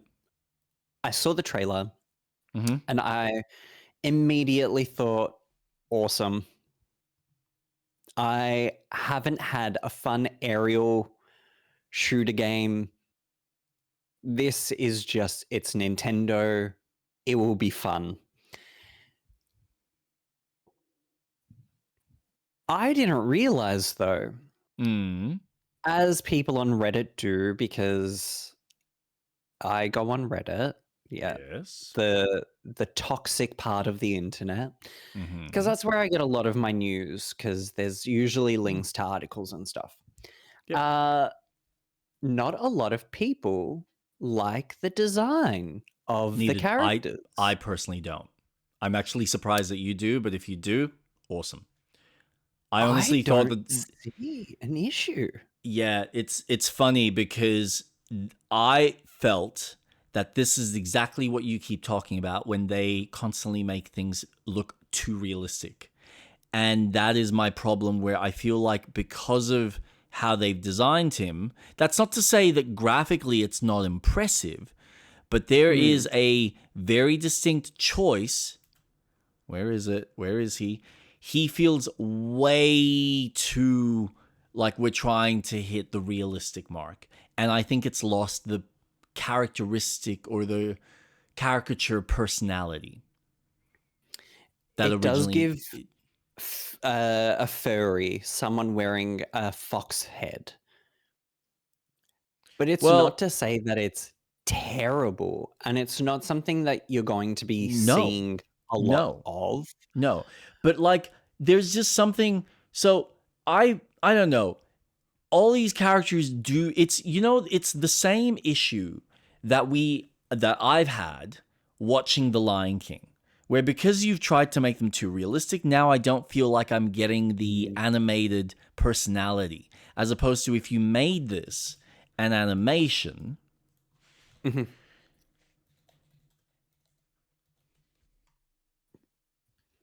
Let's just have a look at original Star Fox. Because, yeah, I mean, it's a massive upgrade. No Oh, denying that. 1,000%. The But amount of polygons that's in Star Fox now compared to what he used to be. Though his design in the Mario movie, awesome. yeah, see, that, I will agree, that looks better. That at least has a bit more of a personality to it. This just feels like they've gone for the, okay, we're going more for the super ultra real. Can you bring up a photo of Star Fox in Super Smash Bros. Ultimate? Super Smash Bros. Ultimate. Yeah, that's still better. This, if anything, they should have gone with this That design. design. Yeah, I 100% would have been okay with that. But instead, oh, where is it? No, because now I need to go back. We've gotten this ultra realistic version. And that's his dad. That's his dad. Yeah, Ace. Oh, really? Right, I didn't. Okay, I missed that little detail. Yeah, I don't know.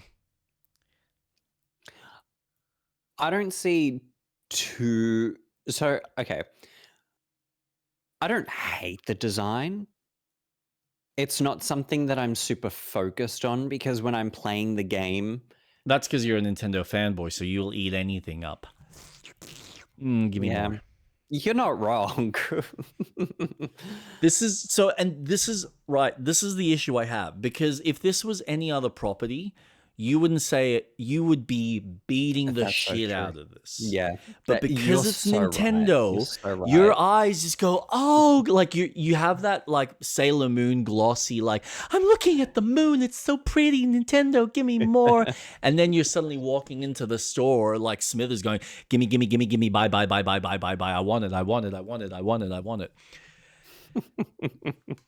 And you forget, and it's what fucking mom told me today, where you're being a hypocrite. Yeah, I absolutely am. And that's fine, as long as you But acknowledge that that's, it's because don't it get me wrong. it comes Go on. down to this design choice that I don't think is super distracting. It is a very realistic look, 100%. Mm-hmm. But for a character that you're only ever going to see in cutscenes, and majority of your time is spent looking at the arse of a plane or a ship or a car, it's not something that is going to be a main focus like it is No, for a game where it is a character. sure, but I get the sense that they're putting a lot more effort this time into the story aspects. So it feels like you're now engaged in an anime or a movie. Mhm. But now you've just completely ruined some of the charm of these characters because you've gone fully ultra realistic. Now, if that's a style choice that you want to go with, by all means. But I understand why people are kind of shitty about this, because it does kind of feel like you're ripping out the cartoony soul of it. This would be the equivalent of the next Mario game being ultra realistic, and now he doesn't look like an actual plushie or a toy. He now looks like he's like a normal human being with Yeah. real facial hair, because, well, we want ultra realistic graphics and it's easier to animate. Well, I'm sorry, but like now you are changing Mario, and it's no longer Mario. It's not even a caricature of Mario. It's Bob Hoskins playing Mario. Well done. Congratulations. Which is fine. I love Bob Hoskins playing Mario. No issues. I think he did a wonderful job as that character. But it's not Mario in the Yahoo kind of sense. Yeah. But on the opposite spectrum, the game looks fucking cool. I've It looks always kind incredible. of I like so I'm like in two minds about this. When my instinct was, why are they still making this like rail shooter where it's just you go down and you're just shooting shit? There's nothing actually fun about these types of games.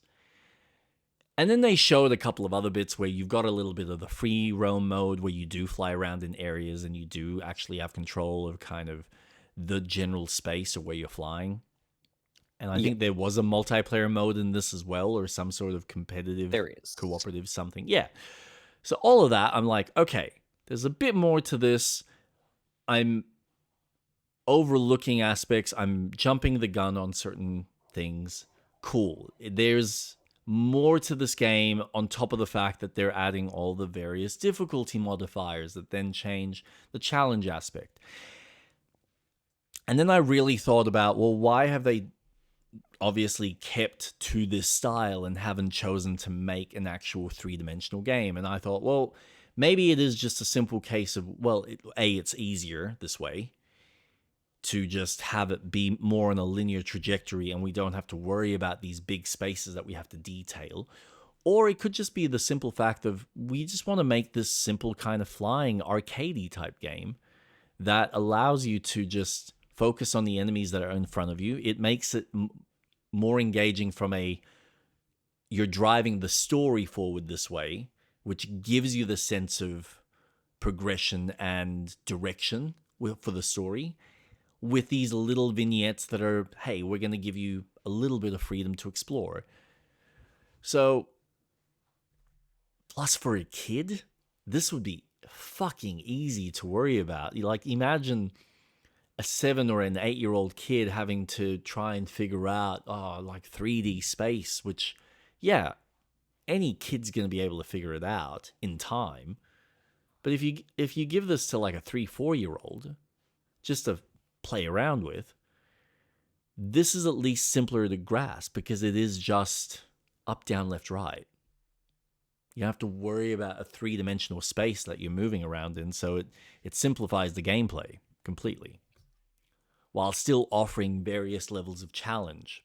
So, yeah, no, I think honestly, it looks like a really cool game. So I'm just going to let you know, because I don't think you do. This is a re-release of the Star Fox 64 game. Yep. So everything that was in the 64 game It's been is remade this, and redone. Yes. with the added caveats of multiplayer, like the team mode, the co-op. I personally would love for them to re-release Star Fox Adventures, which was you play as Fox, but you're running around and it's platforming. Yeah. Yeah. That to me would be a lot more fun.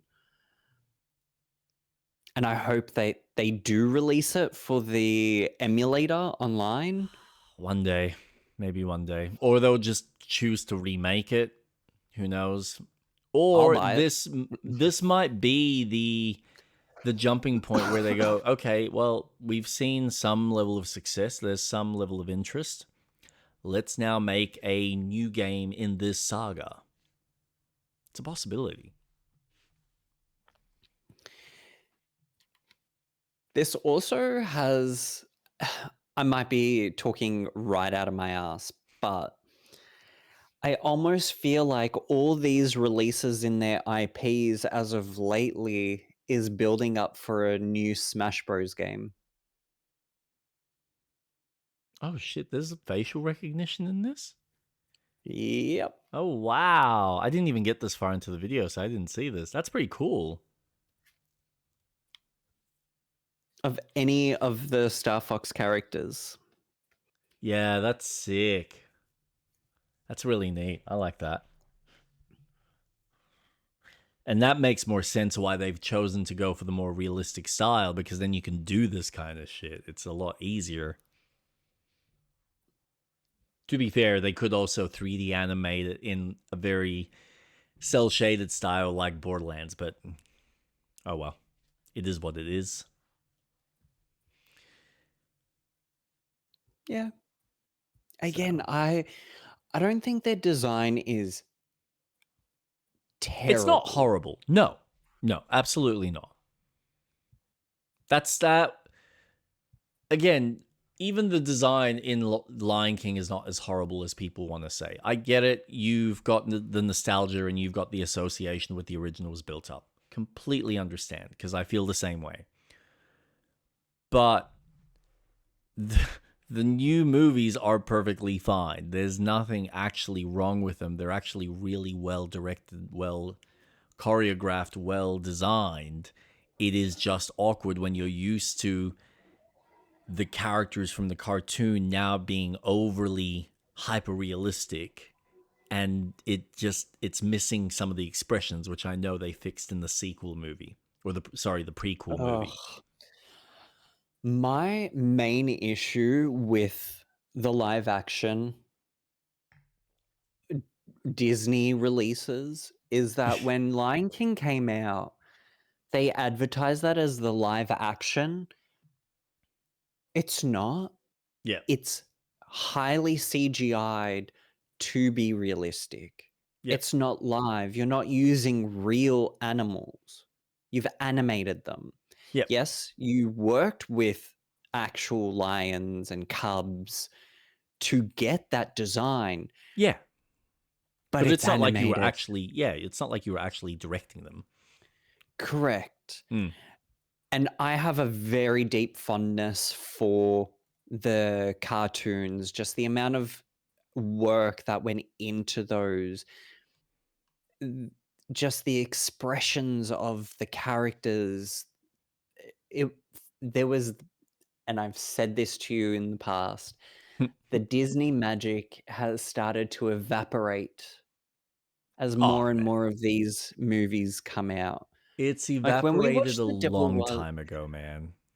oh, It evaporated a long time ago. People just haven't caught up, and the people that were paying attention, like myself, were already like, yeah. We were sitting there on the fringes, going, please, please, God, fix this. You're able to still turn the ship around. You haven't turned the ship around. What is going on? Why haven't you turned the ship around? You're still doing this shit. Why do you think this is going to work? Oh my god, you're sailing into the iceberg. You're about to hit, you just hit the iceberg. Oh great. Yep, sinking ship. Oh yeah. You're shocked that you hit the iceberg, the one that we told you to avoid, and you're choosing to literally continue sinking. Oh, you're just going to go down with the ship now, are you? Okay, no worries. Well, bye. when we watched The Devil Wears Prada Anime for the 2 win. Yeah. and the trailer for Moana came on, Oh man, that was painful. it it was painful. It just, it almost feels like it is an IP that was sold to a different company and they just did it on a low budget. It Probably. I feel some of their 3D stuff has been great. Don't get me wrong. I think Tangled, an incredible film. I really enjoy Tangled. Frozen 1, I love the direction of the story. I thought this is such a good message to give to kids. I love it. But once they started pumping out these live action films and less of their animated, and they tried to get their animated films to be at the level that they wanted to be at years ago.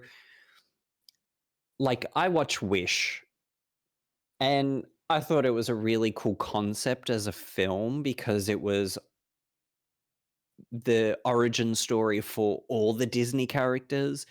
And I was like, you know what? That's clever. That's really cool. I like that.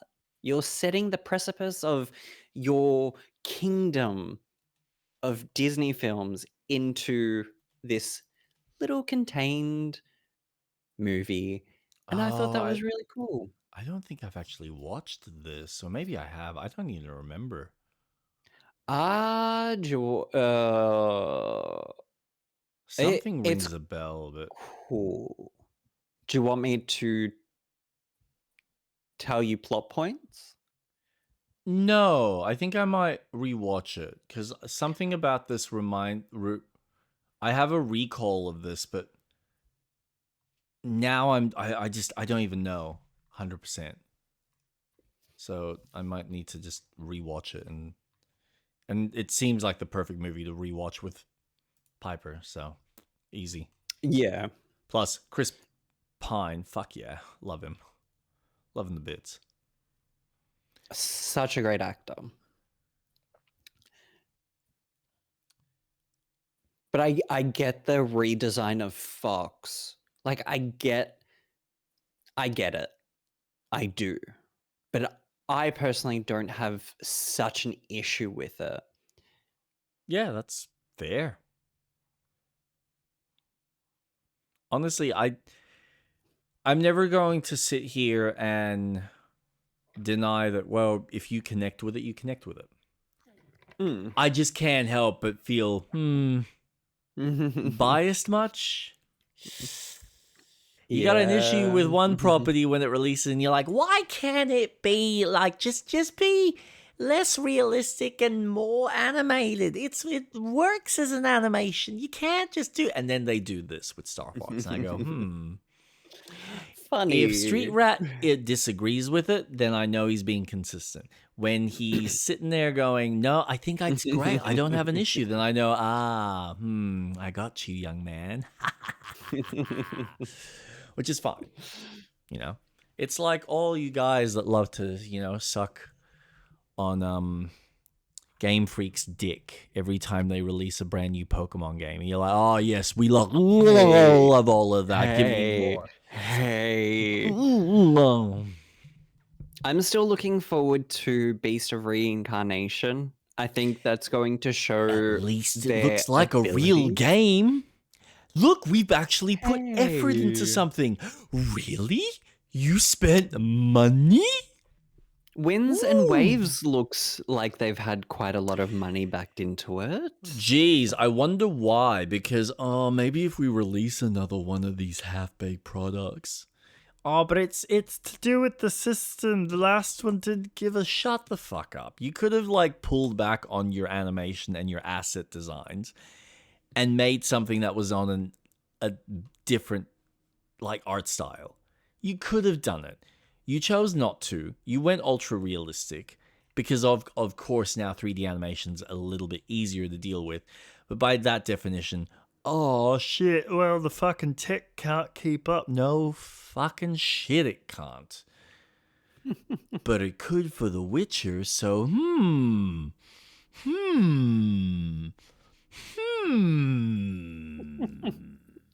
Can't make a video game work on the Switch? I beg to differ. It may be a potato handheld, but it's still a pretty decent handheld, man. Oh, it it's such an impressive piece of tech. Yeah. Yeah. It really was. But It I still is. think It's man, the I'm success watching of third parties support really Yeah. Yeah. boosted the console. Well, like, okay, so I'm watching Kate play Hogwarts Legacy on it. Now, yes, graphically, doesn't compare anywhere compared to the PlayStation 5 version or Yeah. PC. However, it still looks pretty decent on a potato. So, and a potato that actually ends up giving her a decent amount of battery while she's playing it. I don't have an issue with that. She doesn't either. It's fine. People play Roblox, which looks even uglier. It's not all about the graphics, Nope. as we've stated many, many times, and will continue to. So, I mean, I played the prettiest game, which was Hellblade Senua's Sacrifice 2. And I was waiting for gameplay. Didn't Just never really came. come. Oh, yeah, there were bits of it. I think that was gameplay. I feel like I had more in a David Cage game. Quite strange. Oh, never mind. Well, Microsoft thought that was the right choice. We're competing with Naughty Dog. Yeah, at least they give you a video game to play. And it's a little bit longer than 5 hours. Oh, whoopsies. I mean, I think even Ready at Dawn actually had gameplay in their gorgeous fucking Order 1886. And even if it was average gameplay, it still had a game you could play. Oh no! Fucked up big time there, didn't you, Microsoft? Yes, you did. Oh, it's not entirely Microsoft's fault. They didn't actually develop it. But they did sit there and go, yeah, throw more money at the problem. Come on. This will be our seller. It's gonna sell like gangbusters. Yeah. How did that work out for Rise of Rome for you guys? And even that had more better gameplay. Oh, that's gotta burn. Sorry. Ouch. Had to throw that low ball. Back in the Xbox One days. Oh, it's all online. Sorry, if you want to play your Xbox offline, you got the 360. Well, that worked out really well for you guys last time, didn't it? Are you listening yet? Are ya? Are ya? Well, Asha, I hope that maybe you can get this console back into run, because I honestly would like to see that old school Xbox. I would love to see a company that takes a bit more risks, and they're trying. They are trying. Fable looks like it may be a return to form in some fashion. And I do know they might have a few, like Gears maybe, but Gears I just feel like that it's never really truly done much with the gameplay that I feel is meritable to keep making sequel after sequel, other than maybe some story tidbits. But anyway, I digress. Any other things that you want to mention about our wonderful furry fox?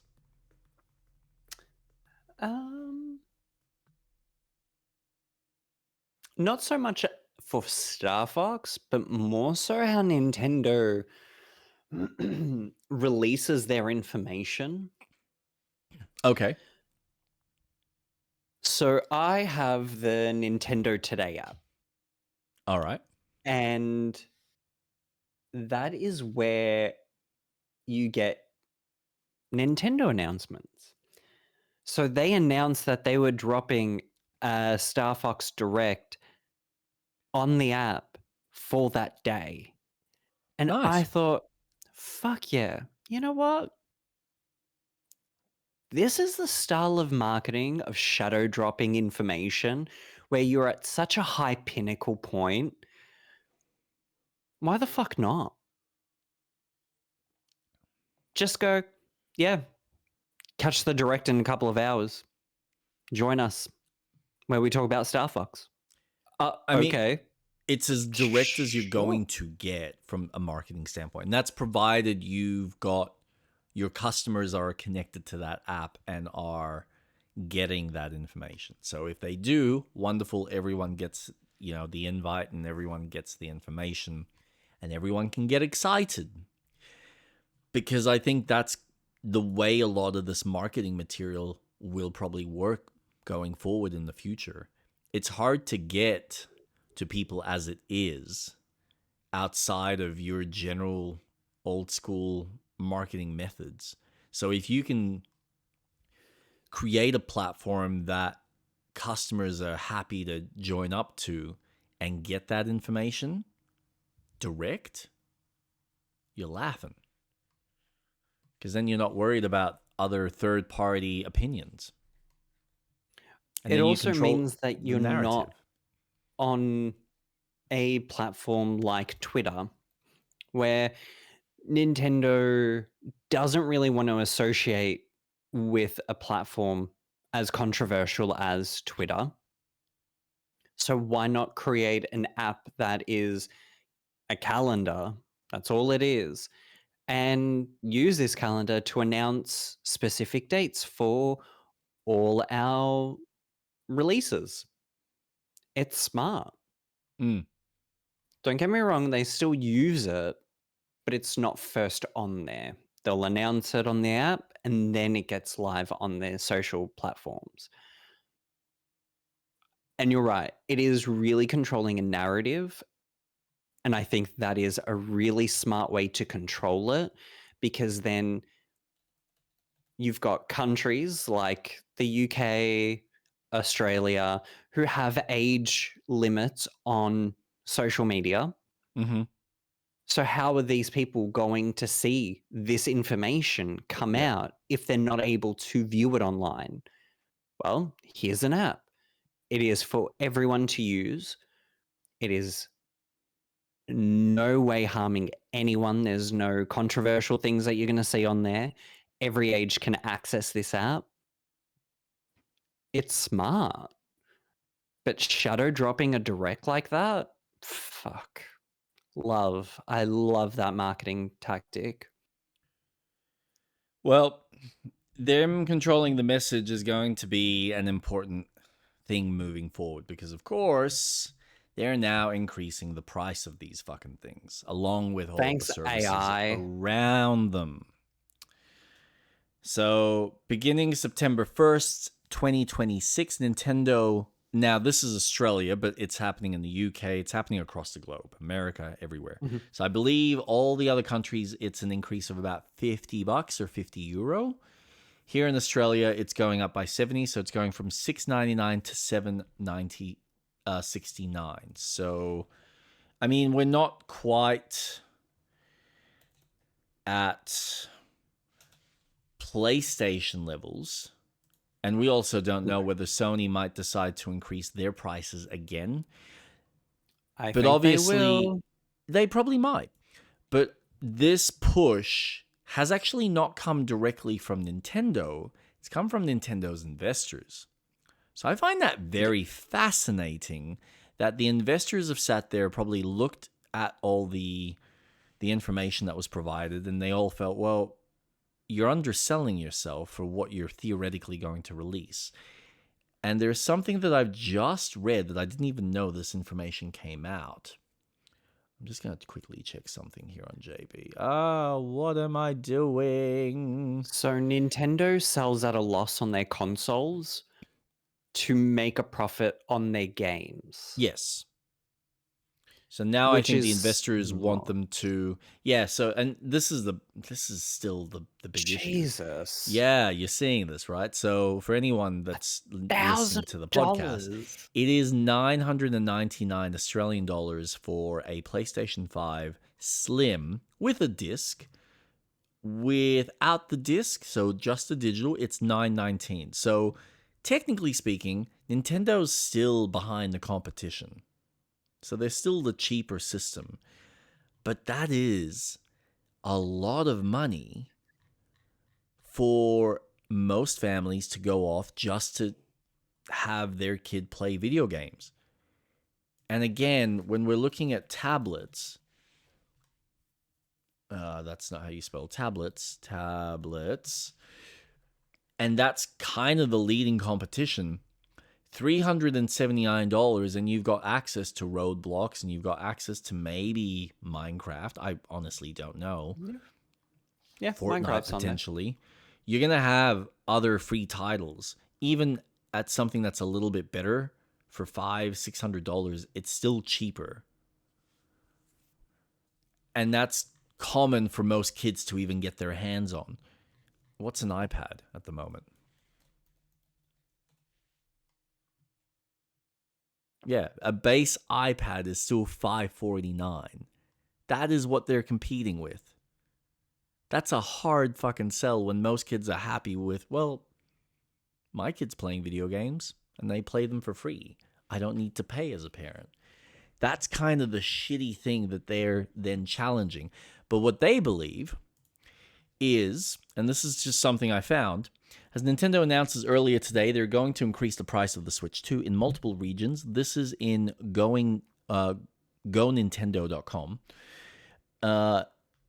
Changes in market conditions. Nintendo's president has already apologized for having to make this move, but now they're sharing some insight into how they plan to increase consumer interest in picking the platform up. Speaking during an investor briefing following their latest financial report, Nintendo President Shutaro Furukawa said that the company will prepare a robust software lineup to enhance the Switch 2 ownership value. Furukawa went on to say that Nintendo will work diligently to overcome the price increase barrier. So their hope is by releasing enough exclusivity or exclusive games or unique games that you can only get on their platform, it'll be enough of an encouragement for people to buy their system at close to $800. What I really like that Nintendo is doing is that they're giving their consumers months of time to go, hey, just letting you know, in 4 months, 5 months, we're increasing the price by 50, whatever it is in your local currency. You either buy it now, but you've got time. I like that. I know Sony has done it in a far shorter amount of time. Yes, Where they'll yes. announce it and then a It's few weeks or about, a month later. yeah, I think it's about a month. It's usually, yeah, you're probably right, 2 to 4 weeks. I think 2 weeks might have been the shortest time frame. Yep. So I like this direction of transparency. And to be fair, we've looked at it. $50 more or $70 for us still makes it a reasonable price entry point to get a console that is both a handheld and a home console. Yeah. I still think that is your best choice to get into the market. Sure, you're being excluded from a lot of bigger games like Crimson Desert, GTA 6. Give and it that's why I think time. there's going to be an increase. Yep. I'm sure maybe we'll see Crimson Desert on the Switch too. Maybe. I see that being a very possible game title. Probably not until next year. No, They do have I'm not the funds expecting for it it. straight away. Yes. But with how your bigger games, and I always believe that you get a console based on what your friends are playing on so that Yep. you can play with them. Yep. sure, a lot of third-party titles like Fortnite are cross-play, so you have that flexibility of, well, I'm a PC gamer, so I can play on my PC while my friends are playing on their consoles. No issues. But if you're playing a game like uh, um, what's that stupid Horizon game? Horizon Oh, you're talking about the multiplayer one that they're Extraction working on? shooter. Yeah. That is going to be locked Yeah, on the Sony console. So all your friends are going to be playing on it, but you're a PC game and you're not going to be maybe, able to play it. maybe not. There's no guarantee of that. Because they might look at it being a service game and go, well, we'll release this as a multi-platform because we want to try and get it in as many people's hands. But then whatever the next version of Horizon is, Horizon 3 or whatever side interstitial fucking game they choose to make, they might decide, well, that's going to be an exclusive. You say that, but I, being the person that I am not optimistic that that game's going to even sell nearly enough to justify them to do a multi-platform release. Depends on if they've been developing it from the ground up to account for that. You're right. I don't think it's going to go as well as they hope. And from what I've been hearing, the first beta that they had, or the alpha, didn't go so well. There were some people that enjoyed the kind of the loop of it, but then other people broke it down and went, well, it's kind of a extraction, go in, deal with the bosses, get out. And I think that for a lot of people who have played this series, have enjoyed the journey and want the third game, because like Mass Effect, you get to the second game and you go, oh, this is building up to something. This is about to build up to a conclusion. We want to see this conclusion. What do you make? A fucking multiplayer game. Are you fucking insane? What the fuck, guys? Conclude your fucking story first. Then if you want to make some interstitial thing, go nuts. Now, they might be making something on the side, but for all accounts, nothing has been talked about that they've been working on it. Because majority of the team have been working on this multiplayer game.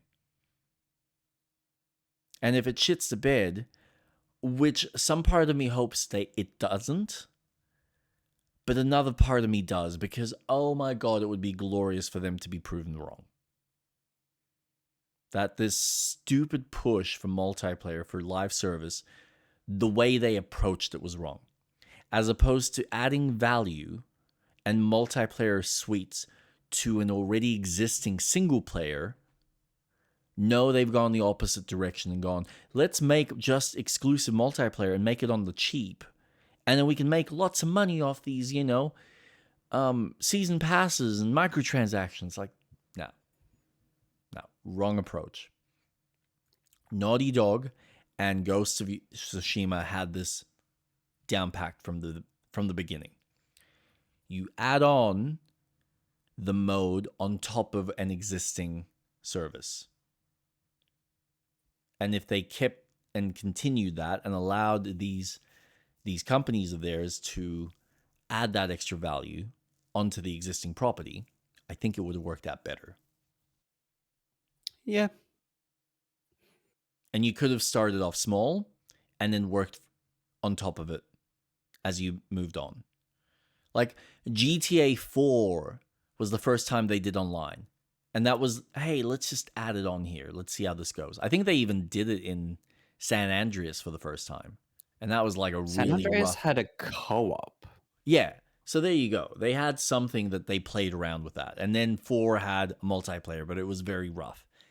And look what they developed and added into 5 by that point. Now, I know that Take-Two is a much bigger company, which we'll get into. But Sony and its online aspect is a detriment to the market. and to itself. In certain aspects, yes. One of the big things that they banked on was the purchase of Bungie. Oh Now, yeah. Yeah. I've got little snippets from the Kotaku article Mm-hmm. that I read this from. Yep. So Sony purchased Bungie for $3.6 million. Yep. Recording of impairment losses against Bungie Million or incorporated. billion? I thought it said million in the article. They purchased them for 6.3 million? 3.6. That seems Might be way too billion. cheap. I think it's billion. Let me check. Because if it was million, that's less than the budget of their Spider-Man game. Then yeah, I would have bought that in a heartbeat. I would have bought it as a normal consumer. That's exactly my point. So it is billion. My apologies. Yeah, that makes more sense. There we go. Sorry. No. Thank you. Because for 3 million buying a studio, yeah, sure. I'll Why fucking not? take some extra credit. Bungie? Yeah. It's 3 houses worth. Not a big deal. It's 3 mil. Yeah, I got 3 mil lying around. Easy peasy. Let me just sell a few properties. Done. There you go. Let's make a space game. Jeez. What a bargain. No, so 3 billion, 3.6 bill. Recording of impairment losses against Bungie Incorporated's intangible and other assets. Now, this is in yen. So in quarter 2 of last year, they lost 31.5 billion yen. Quarter 4 was 88.6 billion yen. Fiscal year 25 total 120.1 billion yen. Yep. Now, Marathon isn't reaching the level of constant income that Sony was expecting because it's too Not niche of a surprised. game. Yes. Since the release of the game, I have been looking at Steam DB and I'm always curious. Mm-hmm. It's not in the top 10 of games being played. It's about 10,000 to 15,000 players. Yep. That is a considerable loss since its launch of 88,000. Yes. And Steam is supposedly the highest purchase storefront for this game. Yes. Now, Bungie is expected to have more layoffs expected due to the lack of sales. Man, that sucks. That means they will severely be downsizing that studio. Yep. Destiny 2 has reached an all-time low since their last expansion, Last Light. Mm-hmm. I've said this before. You ended the story that started Destiny 1. You finished it with Last Light. You killed your own game. Since then, not a lot of content has been seen because the team has also shrunk on the Destiny side of things. Yep.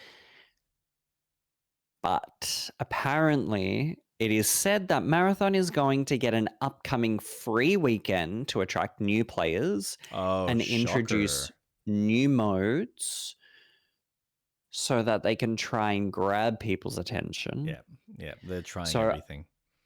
Sony, I think, tried to bank on Bungie being that revenue stream for them, and it has failed miserably. Online gaming has changed so much in the last decade. It sucks that, COVID happened. Everyone was home. Everyone had time to play games, specifically online games. Unfortunately now, people don't want that. Mm, The market is now in favor of either single or cooperative games yep. that they can pick up, put down, come back to later. Yep. Not feel like they are beholden to the whims and changes of a service, of a live service. Correct. Yeah. Or, hey, make sure you log in tomorrow to get your daily rewards Which done. is clearly fucking No. psychological warfare at its best. And I think most consumers who have experienced this know that. And so they're going to go to a product that is going to respect their time, not make them feel stressed because, oh, I need to log in and this is now a job Yep. just for me to get the benefits. Just so I can get a colorful armor set just to prove to everyone that I'm a dedicated consumer to this product. Yeah, no one gives a shit anymore. Mm. Your online games that have been around since the dawn of time, like WoW, Guild Wars, RuneScape, even, they're committed. The games have stayed pretty consistent, evolved. Sure, they've had their dips, but they're still successful because people are willing to spend the time since years prior instead of going into a new game like Apex Legends or uh what's the other one? Fortnite? Fortnite, yep, that's dipping as well. There's only so much you can do as a consumer going, oh, I need to play Apex to do these missions. Marvel Rivals, that's the other one. Mm. To do my dailies and weeklies. Oh, I need to get into Destiny 2 to do those. It's like, enough, enough. People need to live their lives. A game should not feel like work that you're clocking into just so that they've got your time. I mean, I wholeheartedly agree. At the end of the day, the entertainment is meant to be fun. It's meant to be engaging for when you need it, for when you want it. Correct. Now, that's not to say that we can't have experiences that are unique and they're one offs. Like, you've got Broadways that exist, those are the actors that you're going to have at that point in time. So, the next time that show comes around, it'll be new actors, new performances, new energy, new expression of the same script, but it's going to be different. Same thing with a comedian that comes around and does whatever their current skit of comedy. I am perfectly fine with games that have this perpetual change in its design to exist. If people enjoy that, that's fine. What frustrates me is when you're designing, say, something like a Destiny and it's giving you the impression like it's an MMO and a world that I can explore and I can play with a group of friends, and then you're cutting out content. So it's really hard for people to jump in and go, well, I want to experience this from the beginning.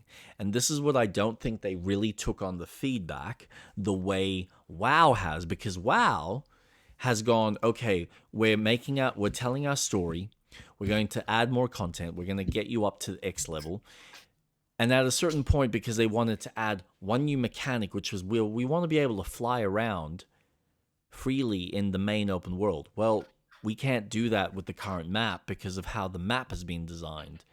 So, well, we can redo the map, redesign the map, and do it in a cool, fun little story aspect. So they did that. And I think from like things started to play a little bit weaker after that. But up until then, they were coming up with some cool ideas, and it's not like they were completely removing content up until that point. That was the big shift.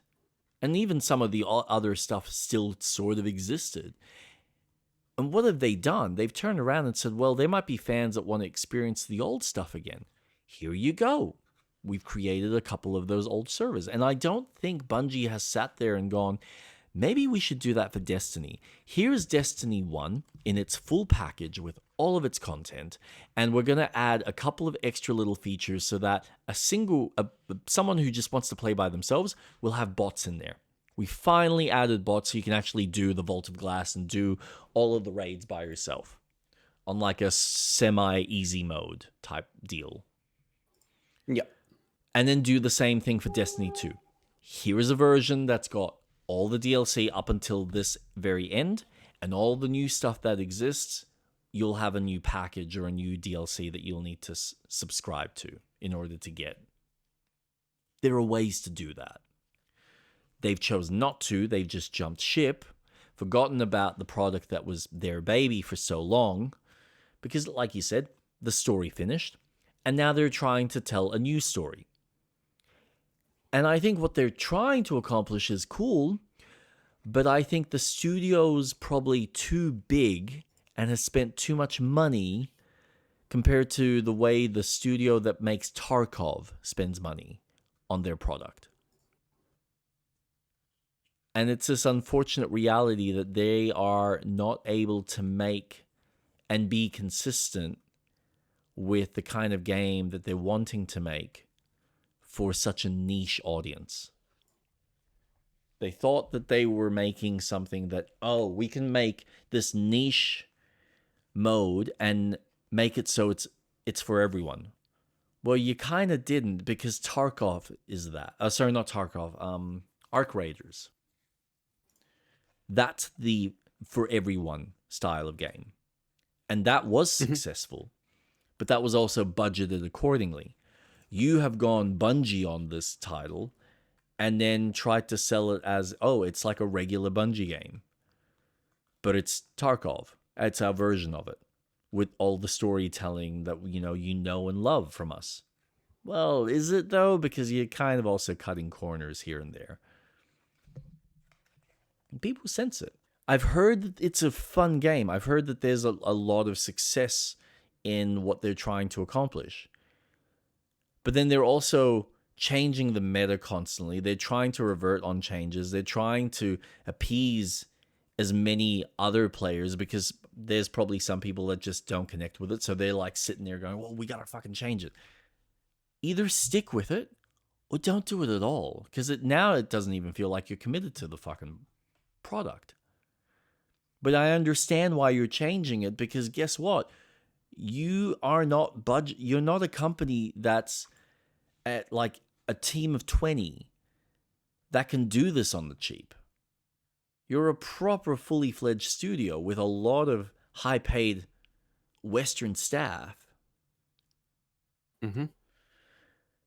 Trying to make a big budget version of a Tarkov style game that's probably made cheaper and has slowly worked its way to where it's at now. But that team can afford to be niche as it wants to be. I mean, there's a reason why Counter-Strike to this day still sells and is still up there in the charts in some form and fashion. It might not have the same amount of people, but it's just a very basic, simple, easy game for people to get into. And then all it requires is your skill level to improve with it. They haven't changed the meta. They haven't changed the rules to go, oh, we're going to make it account for every player now. We're going to change the kind of setup so that it's easier for players to... No. You get in and you fucking learn it. Just like chess. And I think people appreciate that more because you know exactly what you're jumping into. And you're either going to love it or you're going to hate it. But how are you supposed to fall in love with something if it's constantly changing? It's... Robin's trying, Street Rat's trying to formulate his opinion. Sorry. It's interesting because you want a game to change, but instead it should be adapting. Yeah. Because when you look at moments that were in Destiny 2 where, or even Destiny 1, where there was the loot cave and someone found a glitch where they were just getting loot. And it was the did that. moment where I fucking remember Bungie, doing that. I missed out. I And remember. Man, it for was me, weird to feel this sensation of, oh, I feel rewarded that we're just, it's like a group of us just sitting there, just pounding away at every single enemy that would just keep spawning and just watching the little green orbs just drop. It's like, this is actually fun. It's broken, I know, but I feel like I'm actually being rewarded as opposed to, oh, I play the game and maybe there's a drop, maybe there isn't. But what does that say about the fucking game?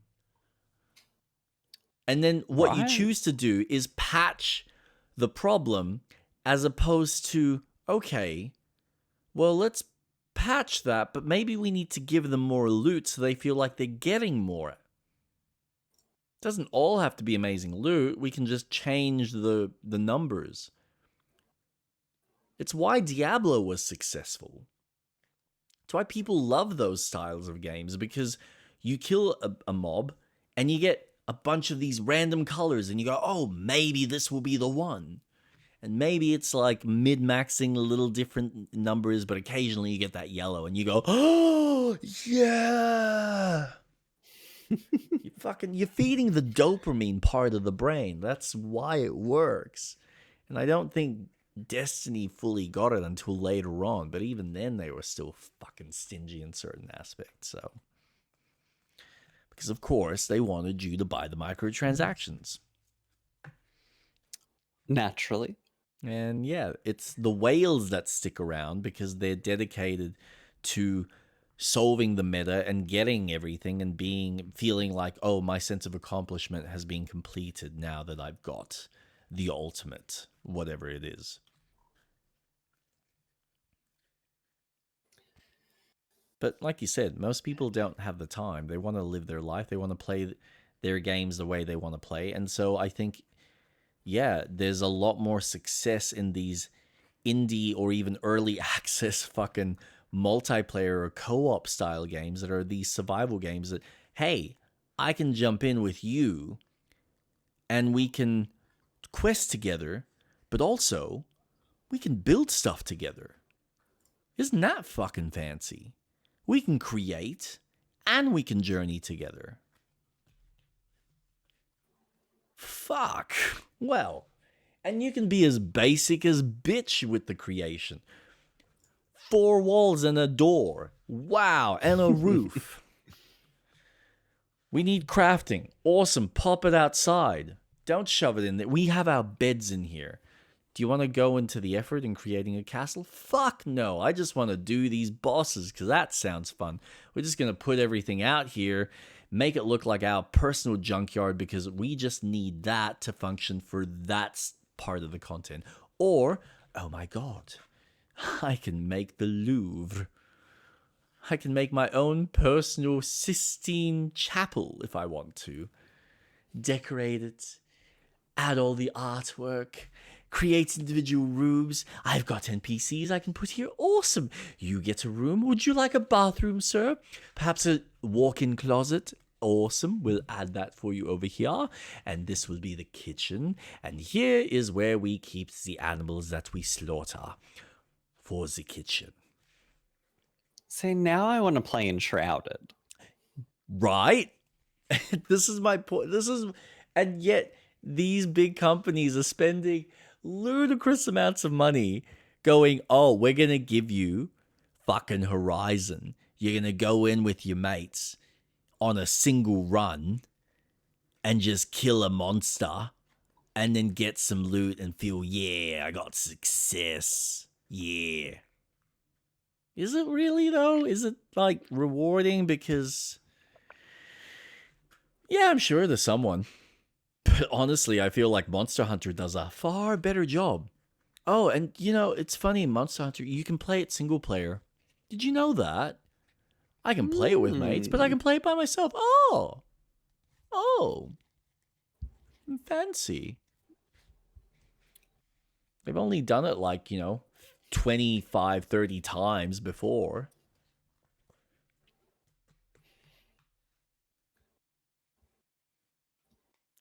Doesn't take them 10 years to make it either. That's the other fun thing that's always like fun for me.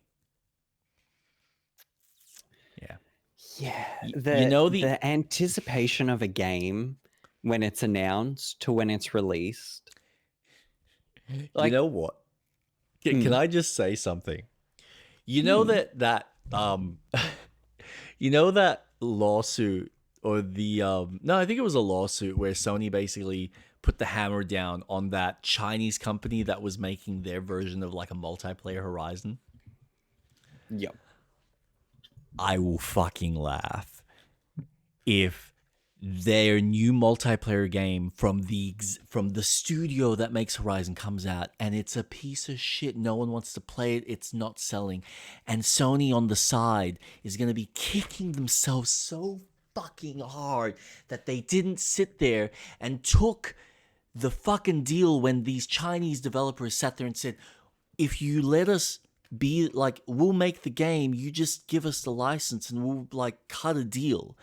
They must be fucking kicking themselves so fucking hard that these Chinese guys are going to sit there. They're going to redesign the game asset wise, but the game's going to be exactly the same and it'll probably be more successful and made cheaper because it's in a fucking cheaper studio to make overseas. Wow. How fucking arrogant. Greed. Yeah. It gets us far. It gets us Greed, far. ego, stubbornness, whatever you want to call it. There's a number of fucking things playing here. But God, wouldn't But it's just it's gonna taste so I would good. love to see what that game would have been.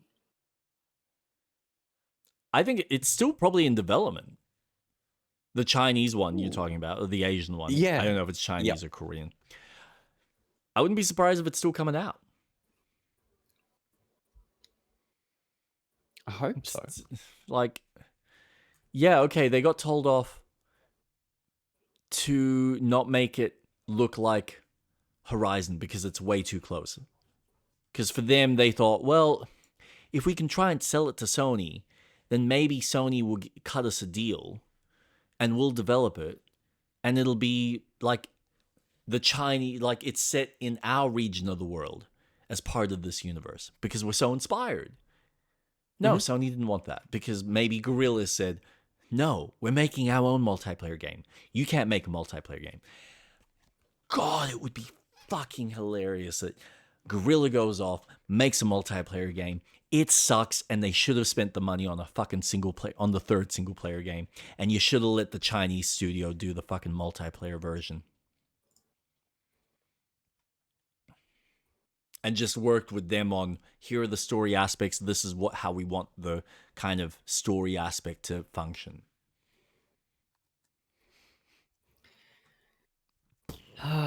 Anyway. I can't wait. I can't wait.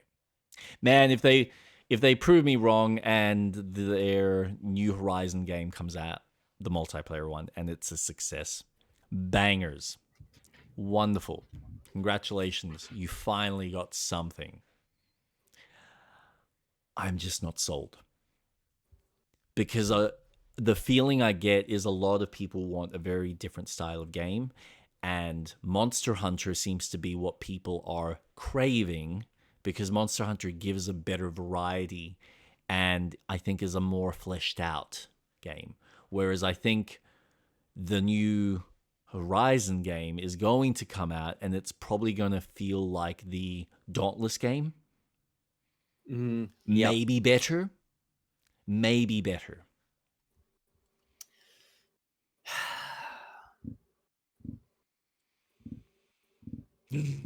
I mm, Mm-hmm. Mm-hmm. I I just don't think Sony's in a good position for their first party titles and are now banking on GTA 6 Yeah. as Well, their So we can jump into this if you want now. So That the was my news. Yeah, segue. awesome. Sorry, I interrupted your segue. No, Would you you're like to fine. complete it?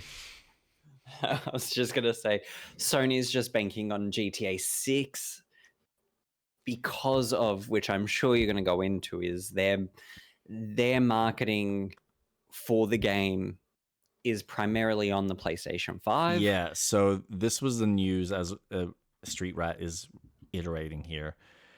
They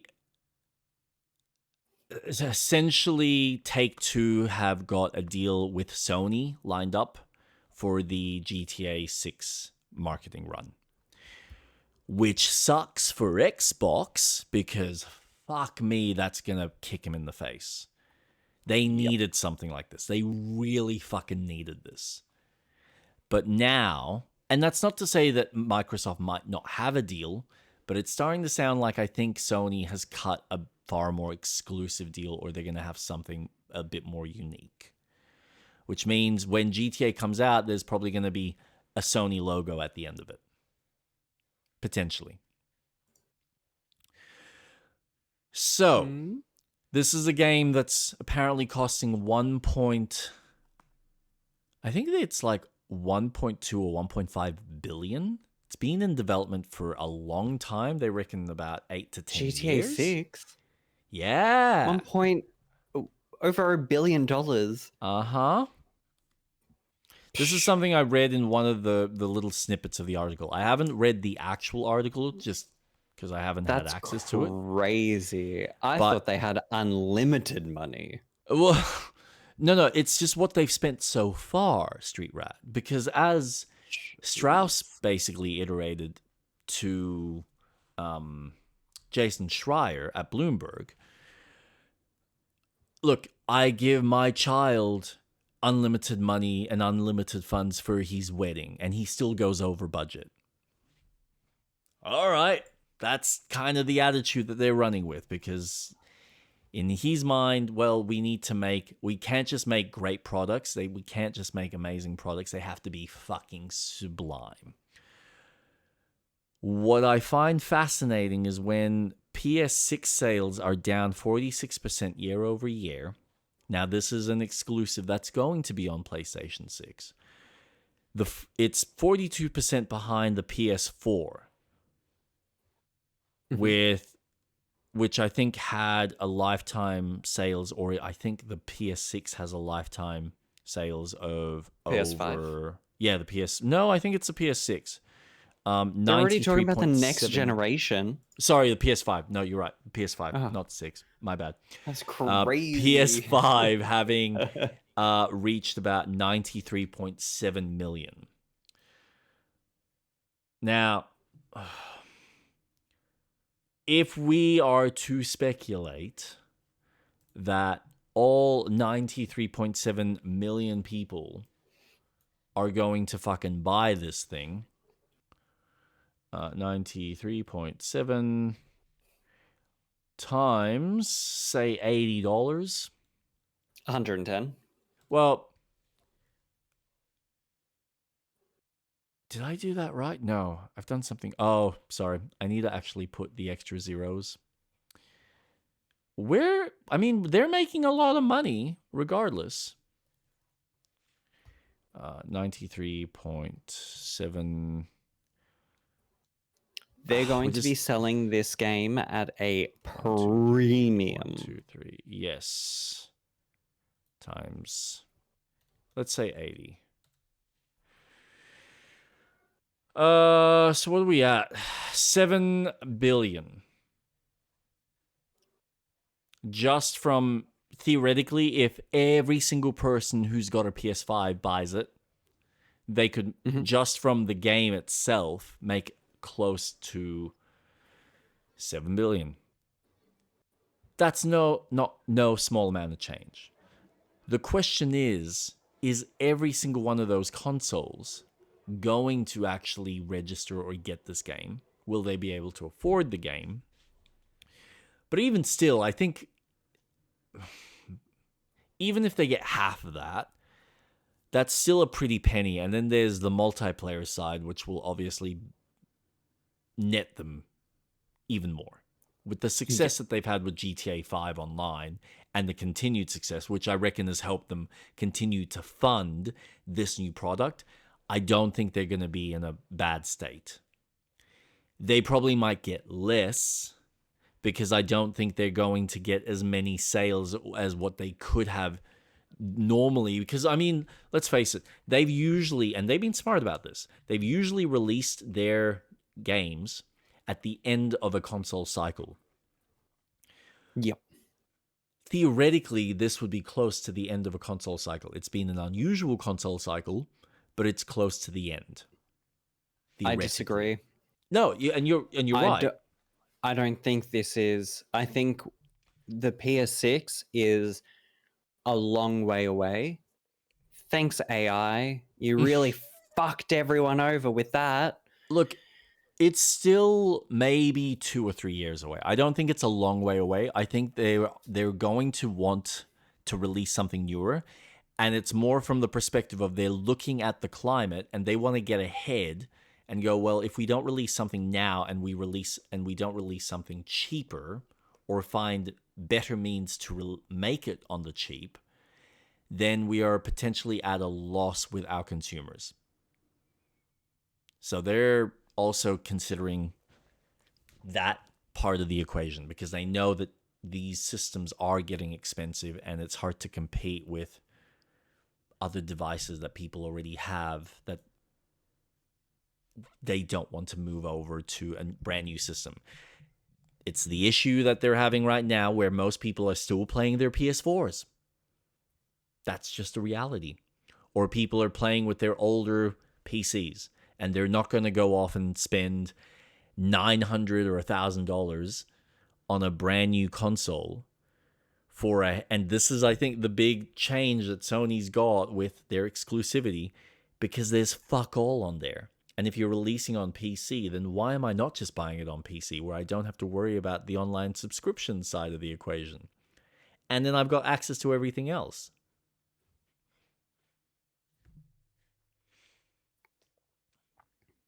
Yeah. So Nintendo's in a really strong position right now with their console, with the fact that they have such a strong line of exclusivity. And if what their investors seem to be picking up on their recent meeting and what they've probably seen, then tells me that they've got some interesting titles coming out, which will be more of an incentive. They've also had a lot of success with a lot of their multimedia type endeavors, which will also help boost some of those sales and some of that interest. Sony doesn't have that at the moment. They've got yeah, thank you. Oh my god. You stole my line.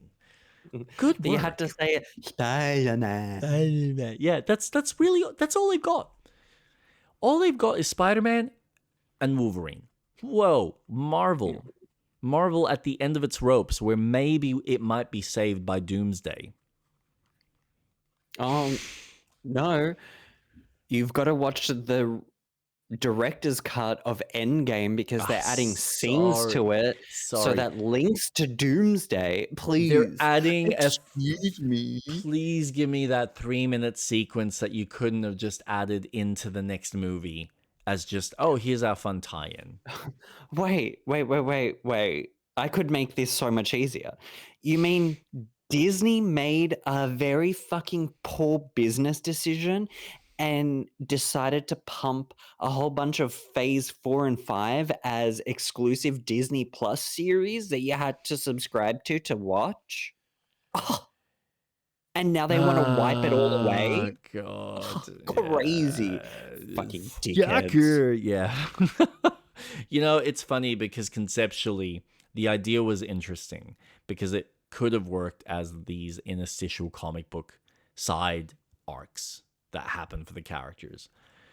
Mm-hmm. But because they had to make it feel like it's all relevant to the grander universe, as opposed to, no, we're doing the movies as the grand universe and make the comic book stuff interstitial, make it so it's fun for the people that are watching and love these characters and want to be invested in these characters It's just something that's off tangent. It's something for that character, their development, but it has nothing to do with the greater universe. We'll make the movies as part of the bigger universe type changes, so that anyone that just watches the movies, that only want to engage with that content, will have a good, consistent story.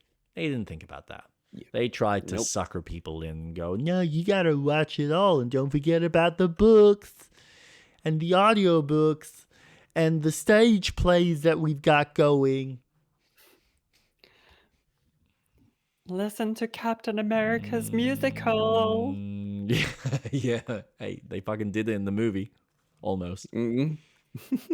Yeah. So, yes. Sony is in an interesting boat. The industry is in an interesting fucking boat, sailing through rough waters, and everyone's trying to keep their heads above water. Meanwhile, the smaller indie studios that are designing from a place of passion are somehow able to just keep fucking punching and just keep winning. Not necessarily all the time, because I think certain decisions are not necessarily for the better, depending on who the developers are. But we're seeing a lot more success out of these smaller teams because they can move a little bit more nimbly in an industry that, for some reason, these environments require such high levels of, we need to design the game to account for all of these markets. So we need to pull out all of the individual things that may be hated or might not be liked by all of, any particular type of person. And it just needs to be this stock standard. Hey, it's a hero's journey, but it's got representation up the fucking wazoo. And it's got every single accessibility that can potentially be shoved in. And all of this that we require you to put into the game is going to require more money and more development time, but please make it on the cheap, and here's some AI tools to make it cheaper. But it doesn't, because now you are required to fix the problems that AI can't solve. Oh, fucking retarded. Whereas smaller teams go, we want to make that. Oh, look, we don't have anyone over our shoulders telling us what we can and cannot do. Awesome. And we can have fun making it. And we have an investor, or we have our own money because we've, saved up, or the investor believes in our vision. So they trust us to make this title that we have made a demo and a snippet of. Let's go make it. Done. Such a fucking weird industry. So much fun to watch, though. Yeah, you're right. It is fucking interesting.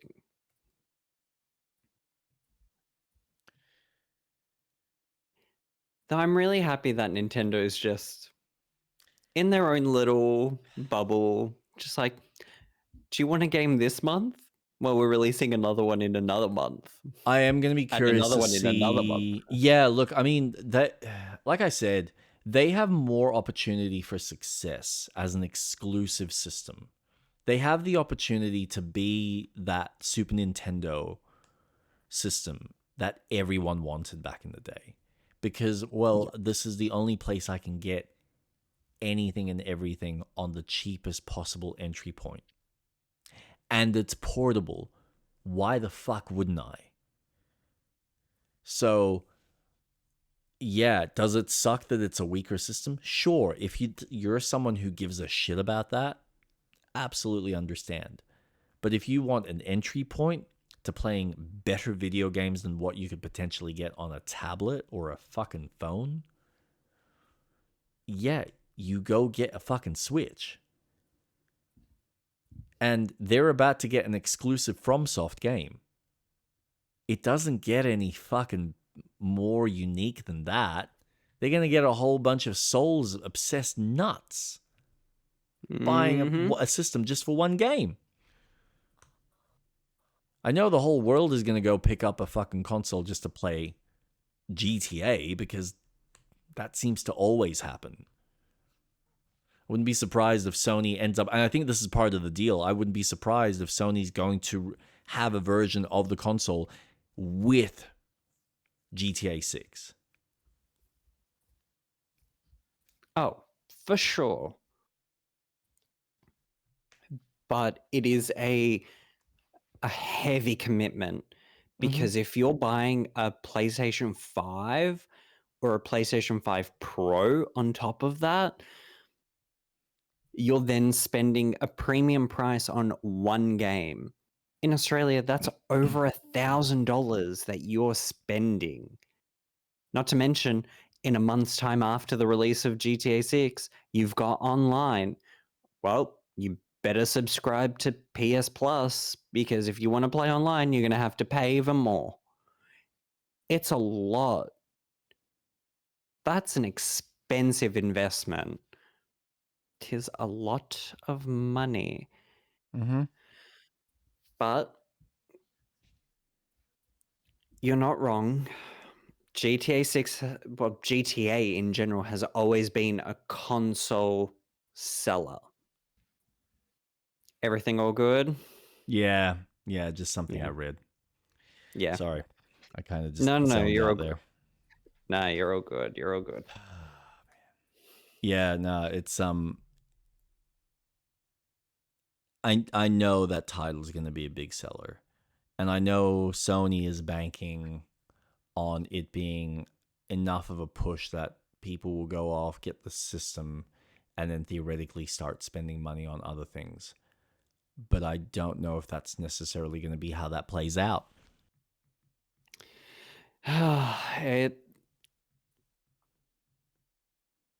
It's one of, if not the biggest title in the industry. I mean, we've spoken about it. All these gaming studios wait for the release of GTA 6 to then announce their release dates. Yeah. Studios will even push back their titles or go, oh, it's going to come out in this year. Maybe. Mm. It, you said it. Rockstar has a huge grasp on the industry balls. And I wouldn't be surprised. Sony is putting a lot of money into the marketing.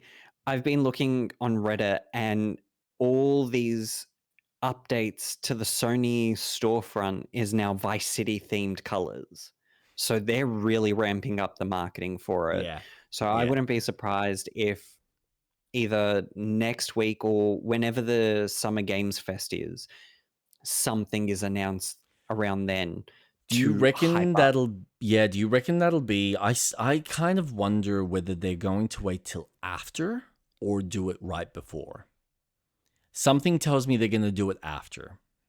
Because they usually do something on their own. They don't Yeah. use. No, they've been it's like I think ever since GTA 4, even before then they never really showed their game too often or their games too No. often, but I think GTA 4 was the first time that they kind of just went as Rockstar, we're big enough. We're just going to show our own thing in our Mhm. own time. And it used to be around the April May period. But then, things changed. Their development cycles obviously got a little bit longer because they started putting more time and effort and finances into their games. So that kind of switched gears a bit. But they've always been, we're confident in our product. We're going to advertise it the way we want to, and we're going to control the marketing for ourselves. Yeah. So, They're, there's something in the waters for yep. sure. And Yep. I really thought they were going to push it back. Well, they seem to I be didn't think going that's. into overdrive, and everyone seems to be now in overtime Yeah, making this game. crunch mode. Yep. Which was also announced. So, Yeah. Well, it won't be for maybe another year until I actually play it. Hopefully by then yeah. I've upgraded my PC. Well, that or because I'm going to pick it up. So if you want to come over Hmm. and give it a shot, that's also an option. Or I bring my console over to you. Either or. Yeah. Neither one really bothers me. So Yeah. both are options. Yeah. Was there anything else? There was a few other little tidbits. What else did I have here? We've gone through that. We've done. Oh, I found this one to be really bizarre. Lego Batman Legacy releases launch trailer 3 weeks before game launch. What the fuck are with these game launch trailers? It's just so bizarre. I have not watched it, but Forza Horizon did the same thing. Most of these guys have been doing usually about a week and a half to 2. And I just kind of go, it's a launch trailer. Release the trailer when the game is either out or a day away. Yeah. So theoretically, people have enough time to jump onto the storefront, pre-purchase the game, pre-download it so it's already there and waiting. Not, oh, we're going to release a launch trailer. Oh, is the game out? No. When's it out? Tomorrow? No. The day after? No. In a few days? No. Next week? No. When? 3 weeks. Come play our game. It's coming out. It's out in 3 weeks. Oh, The fuck? Yeah, okay. it's just like, what do you do with that Um, information? I get it. They're pushing okay. hard on the marketing cycle. They want this game to be successful, and I feel like it's has a better opportunity theoretically. I mean, it's got to compete with James Bond, I think, but that's about it.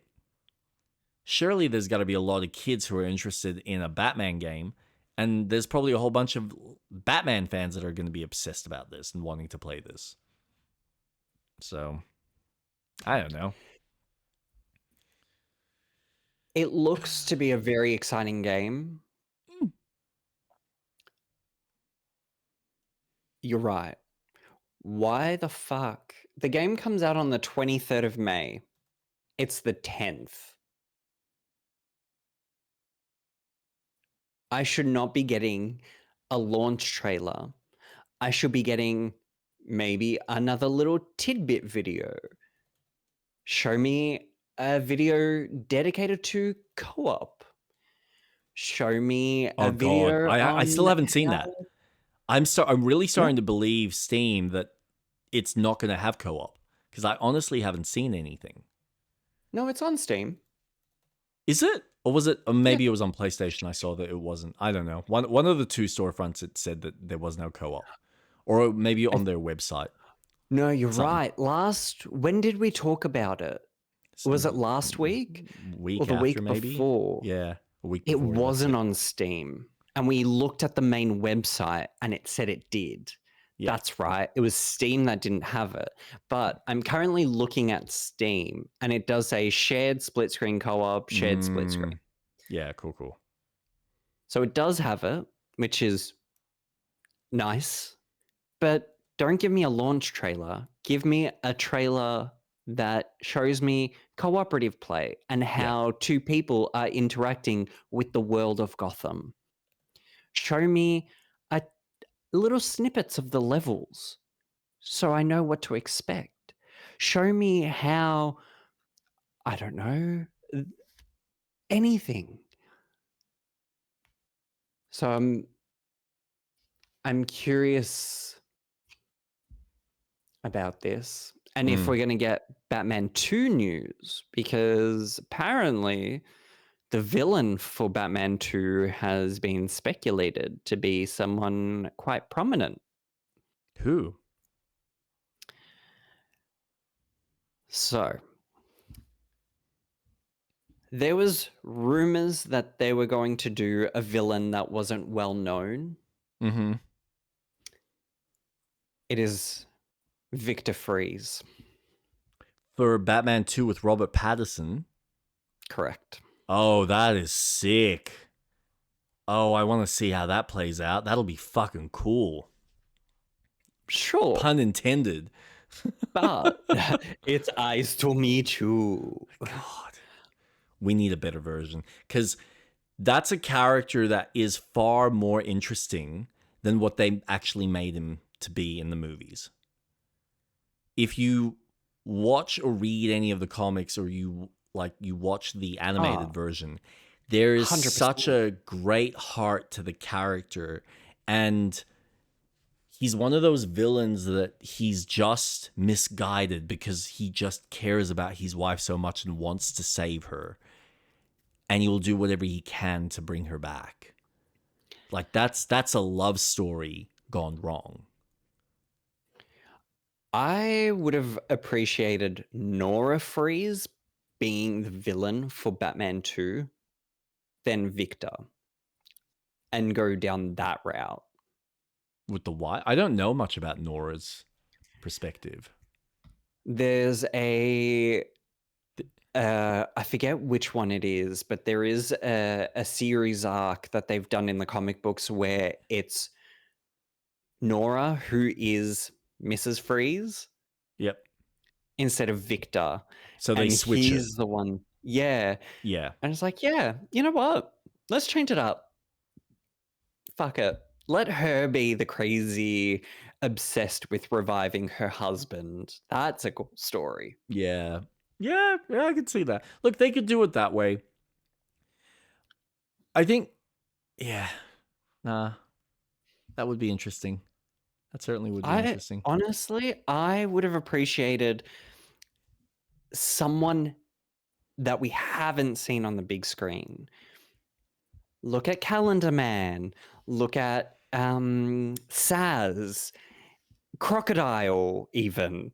There's the Arkham series has given us such a breadth of different types of villains that you don't normally see or experience unless you watch or read the comics.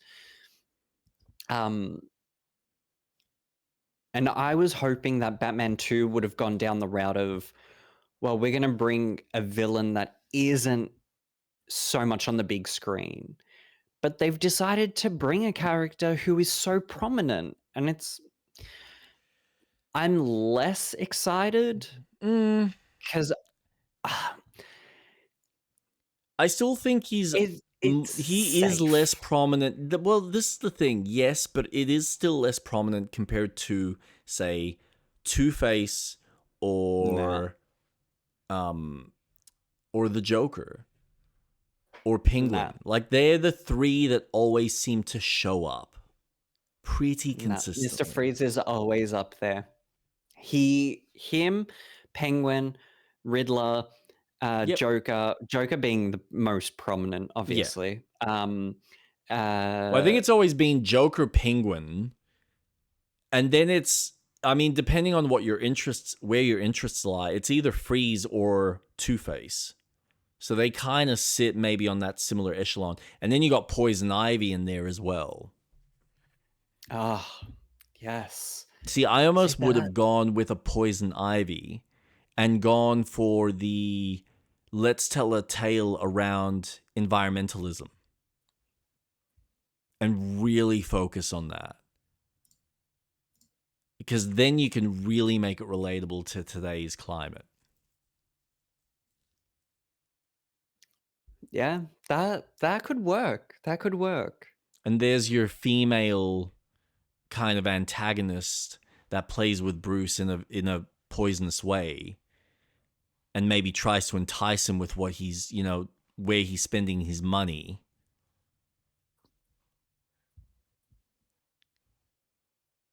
For it to kind of bite him in the ass and realize, well, fuck, all this other stuff that's been going on is because of her. See, and now I want that threequel movie of Tim Burton because Poison Ivy was meant to be in it. Yeah. God. Look, I enjoyed Uma Thurman's performance, but at the end of the day, those movies were so fucking campy. I enjoyed them. I just Yeah. didn't like what's his Arnie. name? No, Arnie I as thought he was great.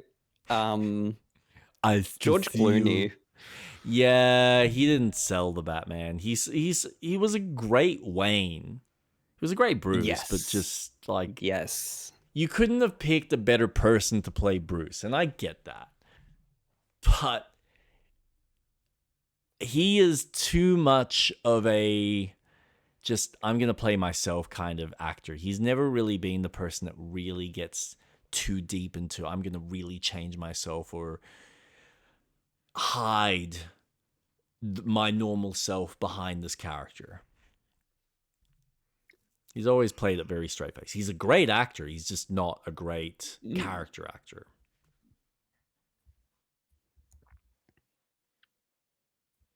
So, yeah. But yes, releasing a fucking trailer 3 weeks before fucking the game release. What are you thinking, children? Yeah, When's other than Forza that, Horizon 6 coming out? oh, that's soon, isn't it? I think that's around the corner. Forza? Forza Horizon 6. 19th of May. So So why that's would you week release a after. launch trailer? Yeah, exactly. God damn it. It's on a Tuesday as well. Like, come on, guys, what are you thinking? Technically, it's a Wednesday for us. It's a Tuesday for everyone else.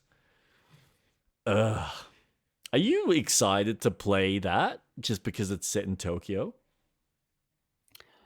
I enjoyed the other Forza Horizon games. I like them, Mm, but my my journey for finding a game that plays like Need for Speed Underground 2 just ceased to exist. yeah, That game to me is still the best racing game, I know. and I'm so happy that I have it. It so I played it fairly recently Yep. because, PC and the power of emulation. Mm-hmm. I own the game, so before, oh, that's illegal. No, it's legal. I own it. It just there's no it's pre-EA as they are now. Yeah, I know. It's just here's the game, here's all the cars, here's a fucking solid soundtrack to race to. Awesome. And the map is great to drive around. But I'm not paying $110 for Forza Horizon 6 when I've seen 5 go down to $45. So Yeah. I'll get You're the it kind of person that you will wait for it to go on sale. 100%. I'm not paying Yeah. $110. And I'm not pre-purchasing the premium edition so I can play it on the 15th of May. Yeah. Fuck off. Why not? Jump in. Be like everyone else. FOMO. For $190? Yeah, I know. It's a bit like Fuck no. you really want it. You really have to want it. This is what I find so fascinating. Just wait. I know it sucks to be the person that doesn't get to play it day one, but just wait. You're saving yourself so much money. Put that $90 or that 60 towards another title. I don't understand how people don't stop and think about their purchase. But I'm But also it's that mentality of, so you're releasing a game on this day, but you're saying that it's ready to be launched on this day. So why not make the release this day? Yeah. But you would get more money because people will be buying it.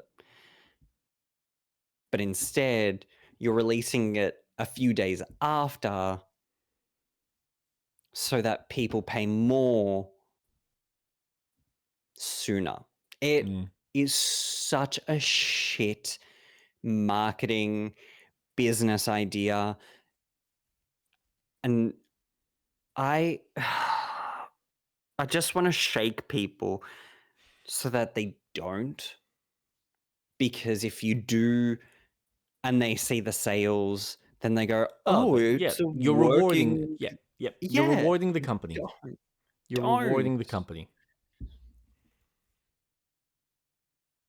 Now, And impulse I control is very difficult for this generation and for certain people. yeah.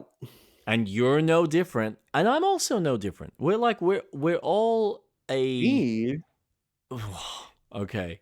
Yeah. me. They announce a new Pokemon game and you're like, "Yes, please. I don't need to see anymore. It's another Pokemon game. I'm there.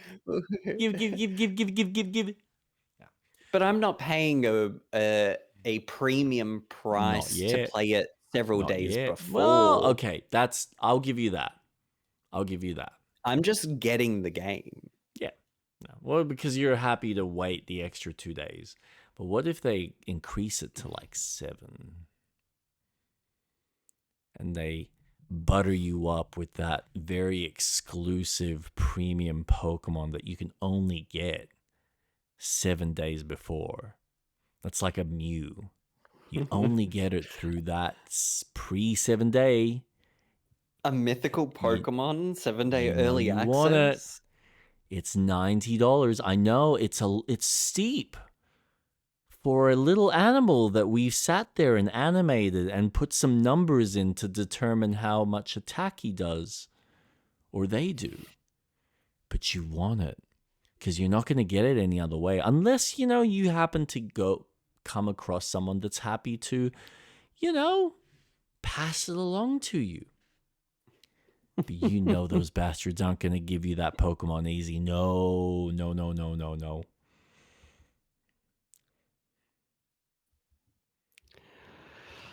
It sounds so tempting.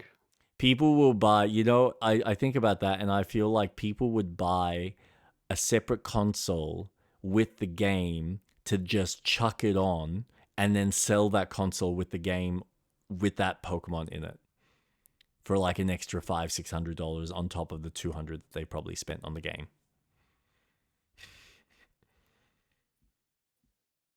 It's like, oh, you want this Pokemon? Well, that's an extra $500 if you want the console with the game and the Pokemon. Here's a shoe. He's a shoe. Yeah. Well, because they sent it to you via eBay post. It weighs, it's the console packaging with a shoe inside it. It's a size 6 shoe. Oh my God.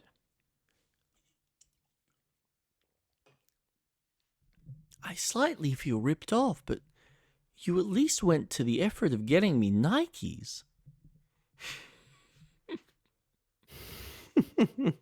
Jesus. But they look so cool. It looks so pretty. Yeah, but you just lost $500 on a digital Pokemon in a video game that you didn't even get. But it's Nike. Shut up. Oh, man. Is there anything else you'd like to add?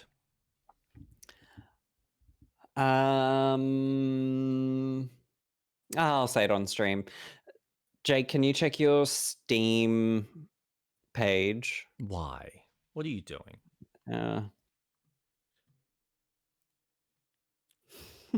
What am I checking?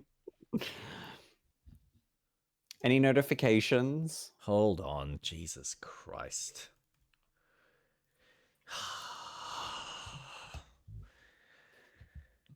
Let's see. View notifications. What is this? What are you doing, son? Why? Mm. Oh my god. Thank you. You are You're welcome. way too sweet, sir. Way too Yeah. sweet. Oh, god damn it. You know I love you. You didn't have I to. love you too. Ah, it's something that we're going to get a good kick out of, so. We will. We will. Jesus Christ, man. What? You get me Baldur's Gate 3, which we're still fucking playing. Actually, I just remembered that you bought me this sucker of a game. I did. I You did. did. And I've been playing it with you all this time, and I'm still pulling my hair. So why would I rush through it when, we both wanted. I love it. I love that you pulled me into this nightmare of a game that just continues to brighten my day sometimes. Like, I actually almost forgot about some of the issues I was having today while we were playing. So thank you. Thank you. You've That's actually alright. made my day, mate. I enjoy, even if I have days where I'm tired, and I hate when I'm tired when I'm trying to play this specific game with you. Because I want to be the best performer on this show. Like, with you, obviously. You're just as much of a performer as I am. But, man, it's as much as I can be pulling my hair with Baldur's Gate. I think I'm just having fun playing with you, mate. So, pleasure as always. This game has been so much fun. And when those credits roll, I will be so sad that such a large chunk has just been completed.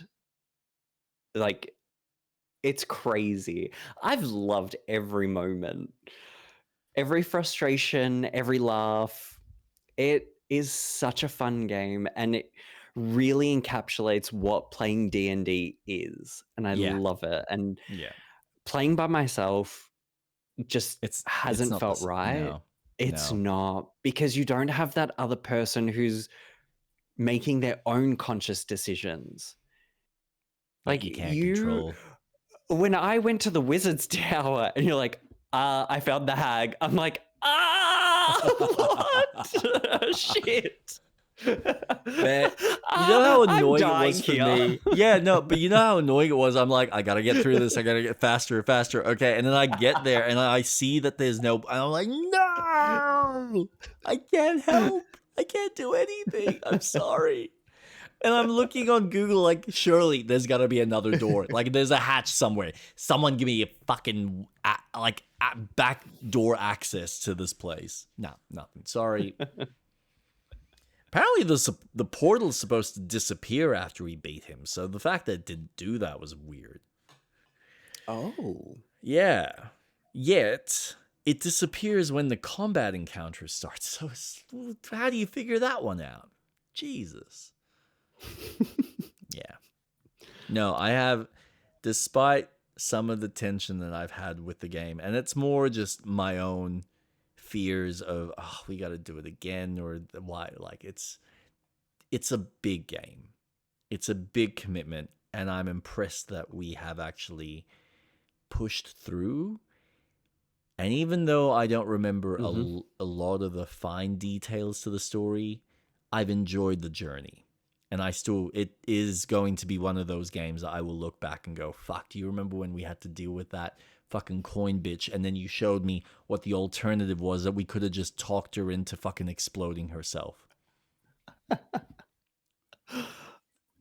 Or when we dealt with the hag the first time and I managed to miraculously fucking kick her off the edge. God. And the celebration I had deep down, I'm like, fuck yeah. Just Fucking trying to get her in the die. prime position just to push her in. And I remember trying multiple times, and then we were like at our rope's end, and the roll happened, and I was like, no fucking way. There's no way I'm gonna get it. And I got it. I was like, you fucking cunt of a game. You just, to the bitter end, you just like hold our ball sacks, and you're like, yeah, we're just gonna tighten a little bit more. Oh, release. Does it feel good? Did you enjoy that, big boy? Yeah. That's been great. It's been great. And you're right. It is going to be sad. I'm going to enjoy playing something fresh and new, and I can't wait. Oh, I can't But wait for Split Fiction. it is going to be sad that like this journey is done, and we are getting close to the end. So Yeah, it really feels like everything's now coming to a close. yeah, yeah, we're finalizing all the little tidbits in the game, and